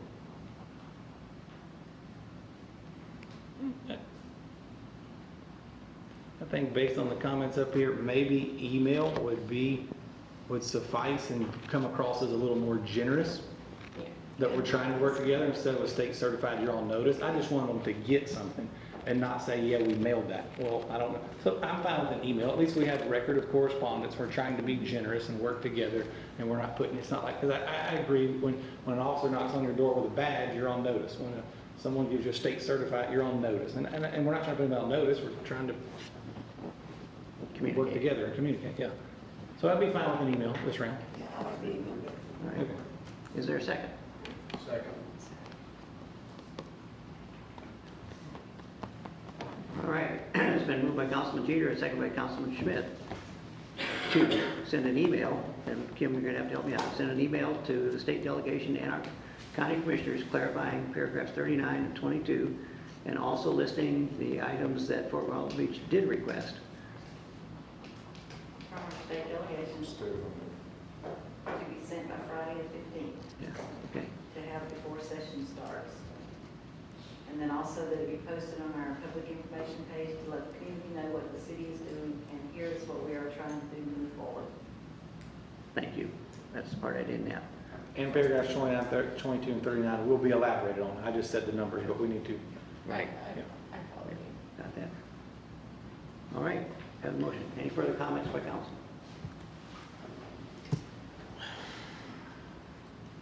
This is kind of a time crunch, but I gotta be honest with you, I would like to read this email before we send it. If it does get approved. I mean, I don't, if it's voted on and it's voted on yes, I would like to read what we were gonna send before we send it. So then we don't have time to vote on it again. I know, that's why I'm saying that the time crunch is kind of a conundrum here. You want to drop one right now? I don't really want to put my name on something that I don't know exactly what it says. No doubt. Okay, I agree. Or who's getting it, or how it's going to be received, or what it's going to mean to them. I wish the letter was on this agenda item and we would have had it, but it was not technically on the agenda in time. So, can we wait and send it out I'm fine waiting and sending it out the first or second week of January. We need to just look at the exact day session starts and voting on it at the next meeting. Well, the next meeting is the 9th, right? So if we get it on that agenda, I mean, it will get to them early in the session. Yeah. And we'll email it once you approve it, so it could go out on the 10th if you approve it. I don't think session starts the 9th. Is that correct? It's early January. Huh? It's early January. Yeah, it's really, I think it's the 9th. But I'm okay to amend that, so I'd do that with approval and be on the letter be on the next agenda. So that's the letter brought back to council on the next agenda.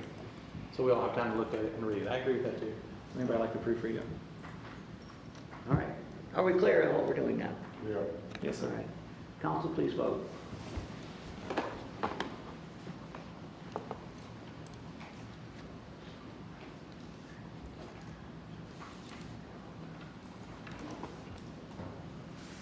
And it does pass 6-1.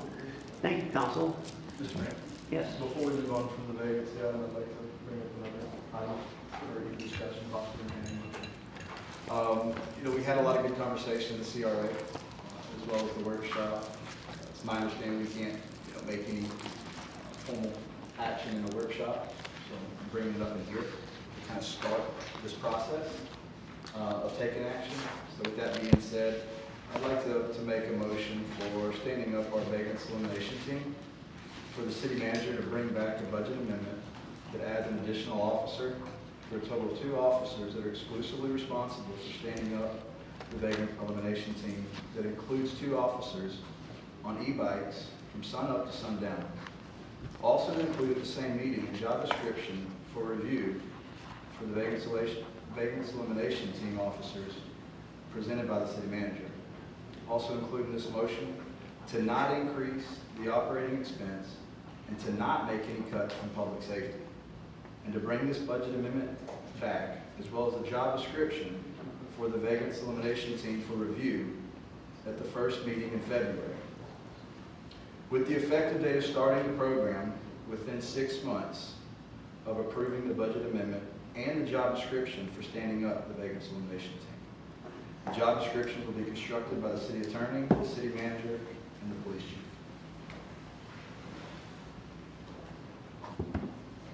That's a lot of stuff. Yeah. That's longer than my motion.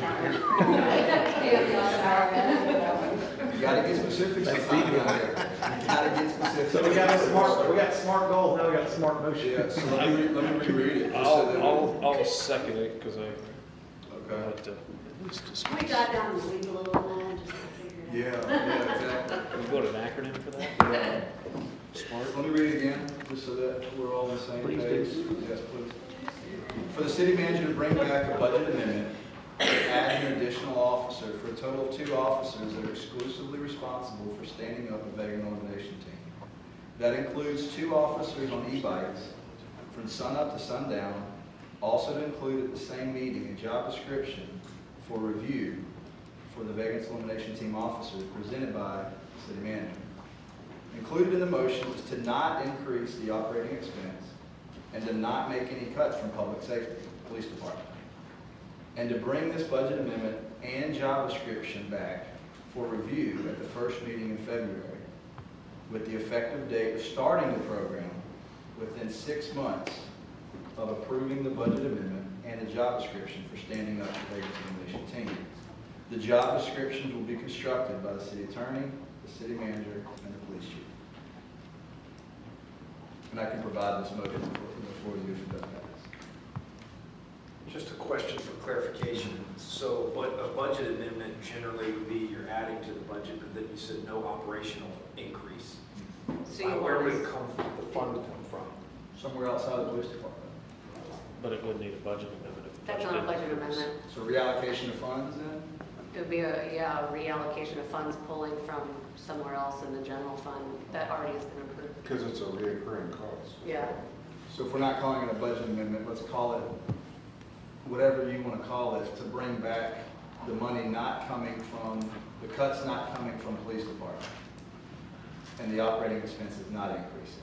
So what would we call that? I guess a reallocation of funds. Okay. Budget transfer. Thanks for clarifying. Yeah, just because the budget amendment's going to add to, if you don't want to add to the budget. Good call. Thank you.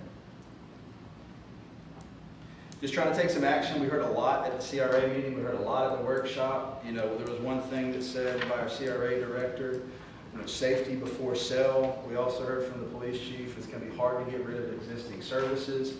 This is a very comprehensive conversation. I'm not going to act like I know all the answers to, but I want to provide some resources to public safety, the police department, and for us to take some kind of next steps. All right, that's your motion, and Mr. Smith, you seconded? Yeah, I mean, I'm obviously ready to try something different than we've been doing the last 7 years that obviously has led us to this point. But I do have a point of clarification because in our budget process through this year, I thought that we already allocated a second dedicated officer to specifically address vagrancy. So would this be a third one? Because I know we dedicated 2, and then I guess PD, well, we already had one, didn't we? No, you had community policing officers, but we never had a true quality of life officer. We added a quality of life officer. Okay, we so we're added using one. him as a stopgap, and then what we Correct, got yes. was 1, so this will add a second. Correct. And just, I mean, I know it's late in the hour, but with your motion you made, Councilman Smith, you talked about from sunup to sundown, and you're referring 7 days a week? Let's do it. And the only reason I ask is that to staff and just to put the numbers in there, it would be more than, it's not going to be 2 officers. It's going to be 2 point something, because you're going to have more than a 40-hour work week if you do something like that. Because you would have sun up to sundown. I mean, if you just went 12 hours, if you wanted 2 people, that'd be 24 times 7. That's 140 and another, I gotta look to my engineer back there. Bring us back an hour. But I mean, you're gonna be at like 164 hours of work week. So I mean, you're probably gonna talk almost 4 people to get that done. I don't really know if we need that capacity. I mean, if you wanna meet with maybe me, you and the city manager, we can maybe talk about some options. And I think we really gotta, and I kind of sat back there, and Councilman Algarego brought it up really well, is that we need to be careful what we do with One Hopeful Place, because we could put 50 officers out there, but if we have nowhere to send people to, we're gonna run into another issue and another issue and another issue and another issue. I think if we make small optimizations to the workforce, and it may not mean as drastic as adding to the police department and taking from somewhere else in the city. I mean, we may be able to just, what we have, or maybe 1 person, and I think we could probably come to a good plan, and it may not have to be as grand as you laid out. So let's get as much service as we can provide with those 2 officers. So take out, I'll entertain taking out the sun up to sundown. Well, let's stand up that team that's going to be exclusively responsible to be on those e-bikes and to not, you know, like for an example, when we were in the CRA meeting, Officer Baggs is taking pictures of lights to check the brightness. He's also our vagrant guy. That's an issue. And what I mean by issue is there's only so much Officer Baggs can do, Officer Carter can do. There's only so much that those guys can do. I can't expect Officer Baggs to attack our #1 strategic goal, which is vagrancy and public safety. And we have, I believe, my perspective is we have to treat this like a combat. We are getting overtaken by vagrants. And I don't think Officer Baggs and Officer Carter at this point have the resources to combat that. Again, we have to take a step to figure out what works, what doesn't work. Let's keep it at those 2 guys, take out sun up to sundown, and see what team that can be constructed with that level of service. Councilman Smith, I believe your motion was in February, correct? To come back in February? Bring that, not budget amendment, but reallocation of funds back in February to include also in that meeting the job description. I mean, if we can maybe do an intermediate step, maybe come back in January with at least a concept so we can know if we're going in the right direction, and then we can come back with a final product in February. But maybe we can just preview something with you in January. And I can sit down with the city manager and the city attorney, and we can kind of see what we can figure out, come back with something in January, and then maybe finalize it in February for you. And the finance director as well, because you're eliminating some. I'm already looking. Yeah, I mean, it's about $150,000 we would be cutting from somewhere. I don't expect that to be a problem. Yeah, we'll have to know for a capital project or. Yeah, I don't have all the answers right now, but in that motion, it's bringing stuff back to us to make a decision. No decision is being made financially tonight. It's information so that our staff can bring us back the financial impacts of attacking our #1 strategic goal. At this point, I don't believe we are allocating our resources to specifically attack our #1 strategic goal. So that's what this action is for. I support it. It took me a few to digest it, but like Councilman Smith said, we've got to do something different. We've got to start trying what we can, and this is not requiring any funding or anything right now. It's just bringing us back the data so that we can make an informed decision to move forward. So I support it. Mr. Alvarado. I would support it as well, but I would also like to see what that looks like and how much that increases things without someone else losing their job over this.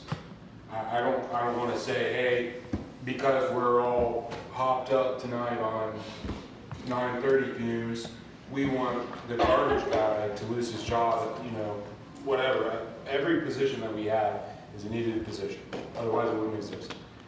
And just to willy-nilly cut stuff, I don't like that idea. But I will support it because I do want to know what it looks like, how we would do it. It is a massive priority, it is an important thing, so I will support the motion for sure. Mr. Walker? Not sure yet if I will or not, but, so there's money in the budget that were 18 positions that were funded that weren't filled yet. So we theoretically, if it comes to be, then we've got the money to support someone. But, you know, I guess in all of this, you know, just sitting here thinking and listening to Chief Bagsby up there, I'm like, well, I believe the consensus is that vagrancy is an enforcement issue a lot, right? It involves other parts, whether it's One Hopeful Place or whatever else. But Chief is, you know, I asked you one of the last meetings about best case scenario studies. And since then, I've used AI to try to find one. And I was like, oh, surely AI is going to find the best case study on how to decrease this. And AI doesn't do well. ChatGPT doesn't solve it either. So, you know, we're up here trying to, they don't. I was like, hey, man, you know, hey, let's see if they're smart. But they're not smart either. They talk about San Francisco, they talk about Seattle, they talk about all these places, Jacksonville, Miami, and all that kind of stuff. And it just, we're all up here with good hearts. People out in the community are good hearts, and we're like, we just want to do something. We just want to help more. And it ends up in an expansion, and it ends up build it, they will come. So, I mean, have we asked you before specifically for you to develop a plan from your department that you think will help us minimize vagrant issues? I need better enforcement. We need to change the laws. We need ordinances or whatever else. But for us to be sitting up here figuring it out, when it's your primary role, we should be asking you, bring us a plan to decrease vagrancy. And we can work on that for you. We've been asked indirectly about it. One of the things we came up prior to the COVID pandemic was we had worked with the HHA, the Homeless Housing Alliance. They got a CDBG grant to have an outreach specialist that was co-located in the police department with us.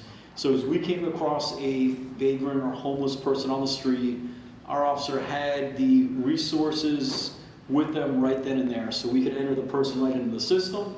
They could go directly to whatever outreach facility was there. There was no, Mr. Walker, go here, maybe you make it there, maybe you don't make it there. You go right in the system. They'd come back a day or two later. Mr. Walker, what are you doing? Did you get the help you needed? And the caseworker was right there. So if you had an obstacle, if a phone number didn't work, if you didn't have transportation, so there was somebody right there for placement.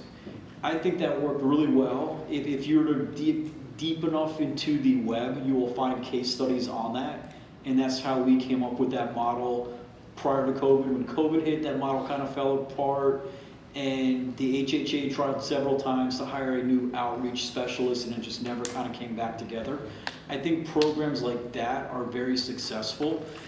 The councilman made mention to the Fort Walton Beach Medical Center. Mental health is one of the big issues that are out there. So unless we also address what are we going to do with mental health, we're going to be in a very similar ballpark. Marchman Act. I mean, there's a lot of substance abuse. So there's a lot of different angles that all come into play. We work extensively with the health department, the Okaloosa County Health Improvement Plan, both the Healthy Community and Healthy Behaviors Group, and we try to identify these best practice strategies to mitigate some of these things that are going on within the community. But there is no one, I think, easy solution. Everything is very complicated. And Councilman Jeter was there because I got frustrated at the meeting, and I basically told them that if we took the approach that they are dealing with homelessness and the space race, there'd be a Russian flag on the moon today. Because just because the problem is tough doesn't mean it's impossible. So I think we can look down, and some of the stuff that was said in here kind of inspired me, because like you had said up there at the dais, is that we don't need to follow another city. We can bore best practice. We can be the city that somebody else follows, and that somebody comes and writes an article about or talks about, hey, how did they turn that corner? And we can go back and look to see how do we turn that corner and come back and present to the council, here's a few different steps that we think, or here a few different approaches that we think are just gonna help with the situation. How do we mitigate the situation? Part of it may be Councilman Smith's resources. Some of it may be Councilman Algaretto's, One Hopeful Place, how do we shelter the people, what services are available? And I think, as Councilman Jeter said, it's that holistic approach, and it's that balancing between how do we get to that 4th, 5th, 6th, 7th, and 8th E, which I can't remember at this hour at night, and how do we not enable? And I think that's the plan that I can try and look for, and I may have to actually buy the full subscription to ChatGPT and not just the free preview version to try and get those answers off the web. Mr. Mayor, can you bring this back to the board? The motion second. We have a motion and a second, and I'm going to have to ask Ms. Barnes to help me with what the motion currently says. Oh, I can't read it. Yeah, we're good. We don't need to go over the motion again, but I will give you a copy of it. But I want to reiterate. And we'll have it recorded. Awesome. I want to take the conversation back to the board because we do have a motion in a second. Okay. What Chief Bates did say, I appreciate he brought up because I want to highlight. The primary focus is, that's why I asked that data question earlier on, if they need help or if they want help. The ones that want help, we have a very, very generous community. Let's facilitate that. I got a lot of faith in whatever officers we train or hire, that they're gonna help facilitate that. There's that faction of vagrants out there though that don't want help. And that's what we gotta combat. That's what we gotta go up against. It's a very comprehensive issue. It's mental health. It's a lot of different things. The jail's crowded. But narrowing down the scope of having more command presence, asking questions, officers on e-bikes, being involved in that vagrant business, and constantly being a distraction for them to not make it comfortable. We heard that word many times tonight in our CRA meeting and our workshop. They don't need to be comfortable. The way I'm interpreting that is our staff believes they're comfortable currently. This is not to end, this is not expecting us to fix this comprehensive solution. It's just taking next steps to not make our vagrants comfortable. The ones that want help, let's facilitate it. I mean, just to kind of echo that, I don't think there's a one-size-fits-all approach to this. It's going to have to be, we're ramp up enforcement. That's going to solve some of the problem. Providing services to the people that want it, that's going to solve part of the problem. It's going to be, we're going to have to do 4 or 5 or 6 different things to help stop the bleeding. It's not going to be, we can arrest our way out of this, or we can just feed our way out of this, or, give them a place to sleep, and that just gets ourselves out of this. It's going to have to be multiple different approaches, and this isn't something, to my knowledge, that we have tried yet. So I believe that if we try this based off the experience that I just had at my own business, when I could have arrested 2 of them and they were absolutely freaking out that they did not want to be arrested because they didn't want to have to go in jail and have to be away from their drugs and be away from their alcohol and stuff like that. Those, I think that the ramped up enforcement, those are the ones I'm really concerned about. I think it hopefully can run some of those out of here. The ones that are down on their luck and they need help, we do have One Hopeful Place. We can get them somewhere to help. A 55% rate of finding someone a home, I think, is a great number. We just got to keep feeding the right people into that program and let them do their job to get them into a permanent housing. The ones that don't want to play by the rules, the ones that want to, use our city as a bathroom and a toilet and, do the drugs and stuff like that, I don't have any sympathy for them. It's time for them to go. And that's all I've heard from the majority of our residents, and I think it's time that we try a different approach instead of the approach that we've been trying. We got to try multiple things instead of just one. Sir, Mr. Mayor, for example, as far as money goes, we got roughly $1.3 million in that housing allowance. If we were to take that to $1 million and use $300,000 of that, I think Jeff or Nicole, roughly around $100 grand or so as far as fully burdened costs for this. And there's a 36-month trial period of money that came from the unrestricted funds that we already have allocated over there. If it doesn't work, We still got $1 million in the workforce housing funds, and we tried for 36 months to get officers on bikes to facilitate the ones who want help and make it uncomfortable for the ones who don't want help. We're not firing anybody, we're not letting go of anybody. It's a 36-month trial period with $300,000 that we already got sitting out there that no one is going to lose a level of service. The trash guy's not going to get fired. There's no one that's going to be impacted by it. And we still have a generous amount of money sitting over there in workforce housing. So just a little clarification on that. It's not, so your budget is your income statement impact. Okay. The workforce housing is sitting in a fund balance, which is balance sheet item, so that would increase our budget if we pulled money from that. Okay. So help me out in layman's terms. So if we took, how would we take $300,000 from there and reallocate it to the police department?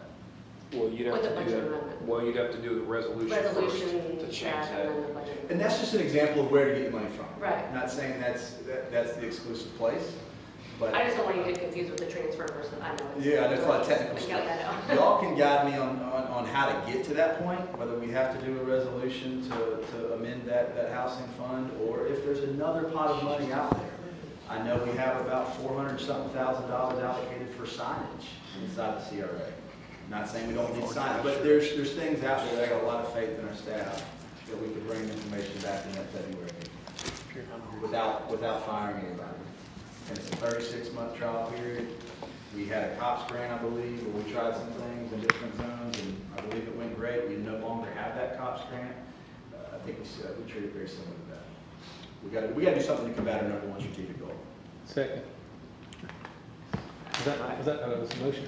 We have a motion and a second already on the floor. We need to vote on that. Yes, sir, you may. I will support it, subject to where the money comes from, because we don't want to reduce our services. If there's other areas that we have funds, I would love to hear what those options are. So for that reason, I'll support it.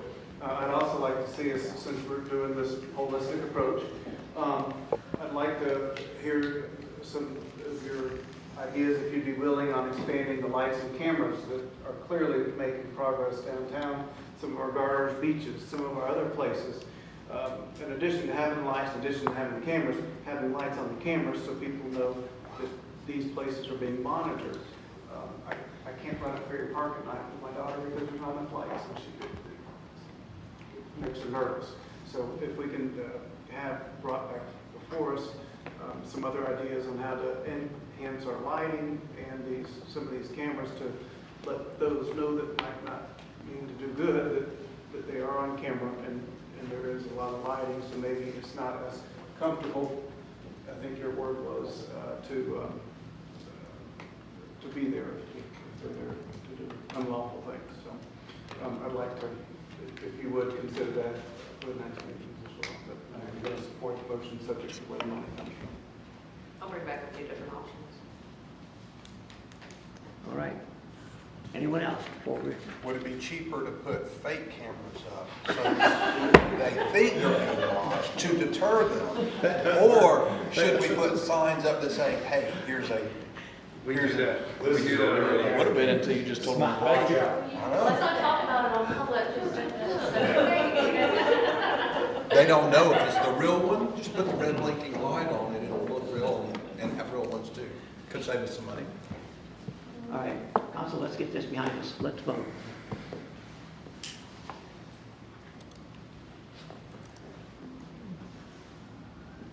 And does pass unanimously. Thank you, council. Mayor, one thing. Yes. We only have about 30 minutes left on all the microphones. Okay. Let's use it. So all the, This next half takes 30 minutes. I'm going to ask Mr. Peters to be very quick on item 15, city manager reports. Yeah, just real quick, council meetings in January, the 9th and the 23rd. And other than that, just wish you all Merry Christmas. Fantastic. City attorney. I have a litigation update in the agenda, and unless you have questions, that's it. Thank you, ma'am. Council comments. Mr. Algrell, starts with you. Here, I got about 28 minutes on these microphones. Let's get get it. I just honestly, the only thing I wanted to add to anything tonight, Mayor, I'm sure you're probably gonna bring it up in your comments as well, is when I drove by on the way over here tonight, I noticed a woman with a small car, and it was completely covered in gifts. And she was parked at the fire department, and she was dropping off gifts for that drive. Whether it's our fire department's drive, whether it's police department, whether it's any number of organizations in this community, Christmas is a special time for a lot of people, for most people that live in our city and all over the country, and of course around the world as well. But there are people, lots of people who have way less than everyone sitting in this room. And anything that you can give, and I'm not just talking to the people in this room, I'm talking to anybody who might watch this on the cameras as well. Anything you can give will mean something to someone. Whether it's a small toy truck that you could give, some socks, some underwear, some shirts, just anything that you can give and donate, whether it's money, food, non-perishable items, etc. There are people who have less than you, so look out for them. So, Merry Christmas to everybody. Thank you. Thanks, sir. Mr. Berry. Okay, Merry Christmas to everyone, Happy Holidays, Happy Hanukkah. I went to the 96 Test Wing Symposium this past week. Each of you have a packet on that talking about needing things. The major input on this is the military is reaching out to us because there's going to be thousands and thousands of more troops coming in to Dukefield, Hurlburt, Eglin in the next couple of years. They are in dire need of affordable housing, daycare. Crestview is working with the developer, getting the developer to talk to the military that pays the COLA for paying the housing allowance. It's been a long time since I've been with the military. And not to charge any more than what their housing allowance is. They're also building a daycare, not just specifically for the military children, but mostly for the military children. And they're asking us to they're reaching out to us, they're asking other communities other than just Crestview, but here, if we have land, space that we could build more affordable housing other than what we're building already over here, to consider that. Daycare also. Anyway, it was very, very interesting in what they're doing, and they're beating us up here. It's right down the street. Okay, and also, grant writers, you and I have been talking about the grant writers. I know we have grant writers here. And I was at the TPA meeting a couple of weeks ago, and help me here, Mayor, with it. The DOT, the state, they've got a ton of money, but they need the grant writers to be certified by whatever, I can't remember what it is. It's a state certification in order to fill out the grants to go back to the state. Yeah. So I know we have grant writers. I'm a grant writer. Get them certified. Like I tell my daughter, she's a grant writer now. Over the years, I told her, I said, I'll match whatever you get approved. I'll match that. I'm not going to match what you guys are going to do, but if you can get your grant writers to be certified and these different things that's available out there, such as the military, such as the DOT, such as the whatever, we can save us a bunch of money. And there's some previous city manager says, I want the money, but I don't want to be told how to spend it. Well, by golly, if you write that grant the way you want it, then you're going to spend it the way you want it. I'm here to tell you that for sure.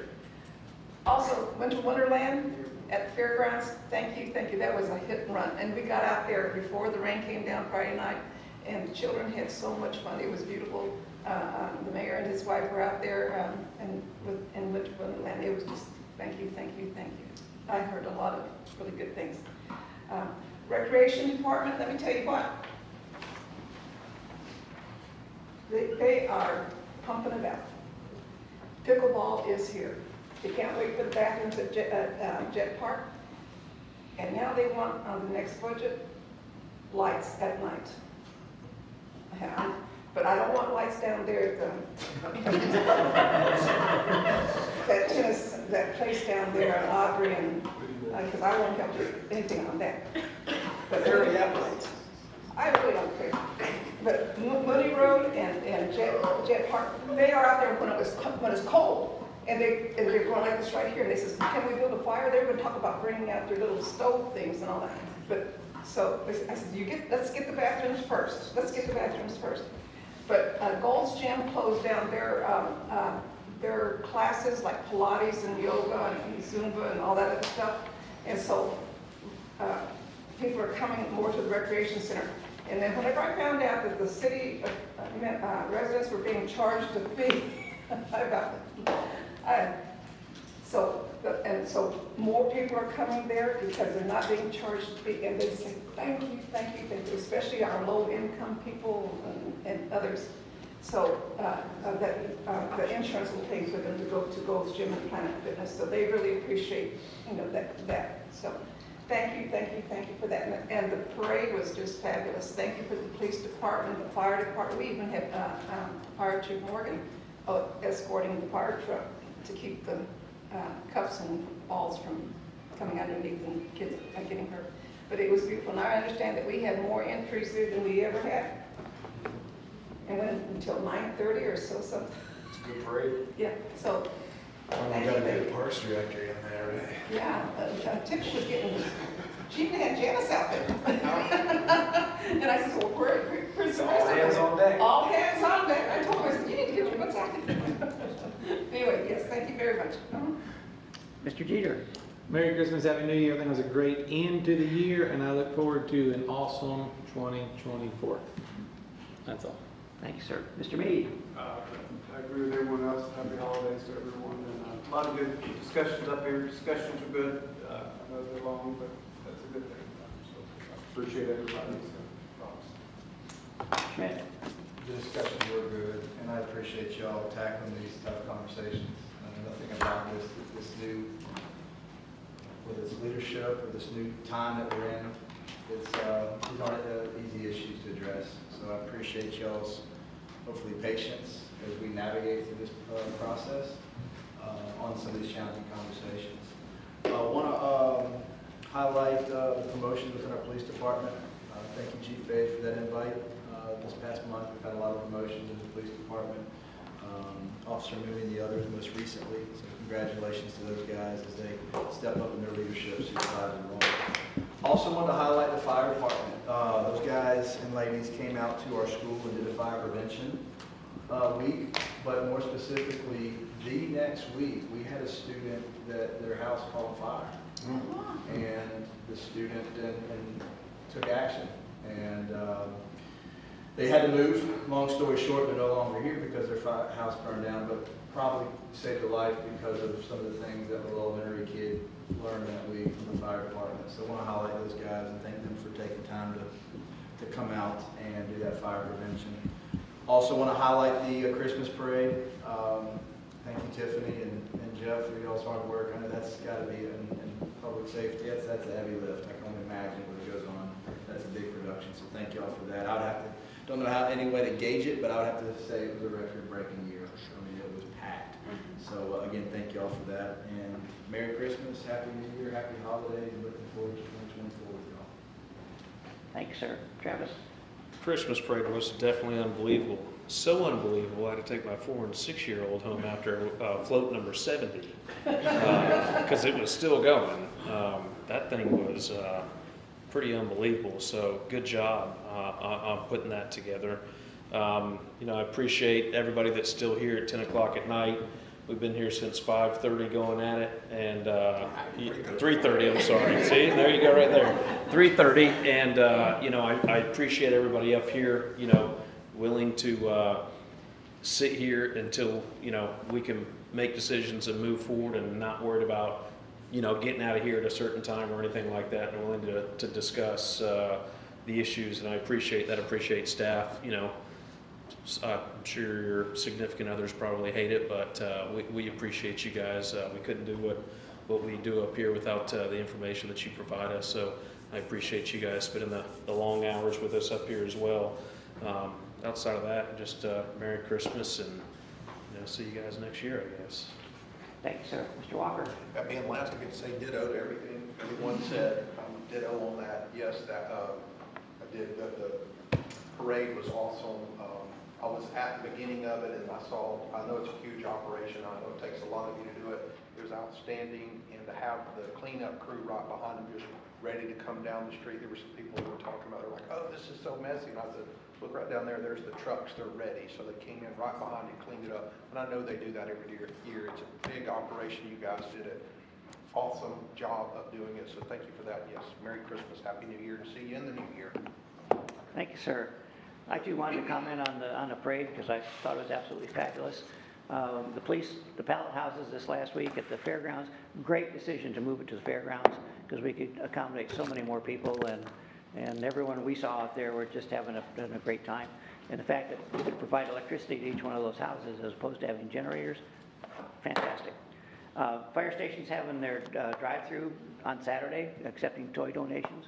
So if you haven't already donated, and as was previously mentioned, we have a very generous community. And I saw a tremendous number of toys being donated at the pallet house thing on over Friday and Saturday. I know there's more toys that'll be given, and the fire station will be overflowing with them Saturday. So appreciate the generosity for Walton Beach. It's wonderful. Police promotions. Chief did a wonderful job again. It's great to see that we promote from within. I love that. Love the fact that we can build our own here, and that's great. Other than that, I am going to say the same thing. Happy holidays, Merry Christmas, Happy Hanukkah, and Happy New Year. We won't see each other till next year.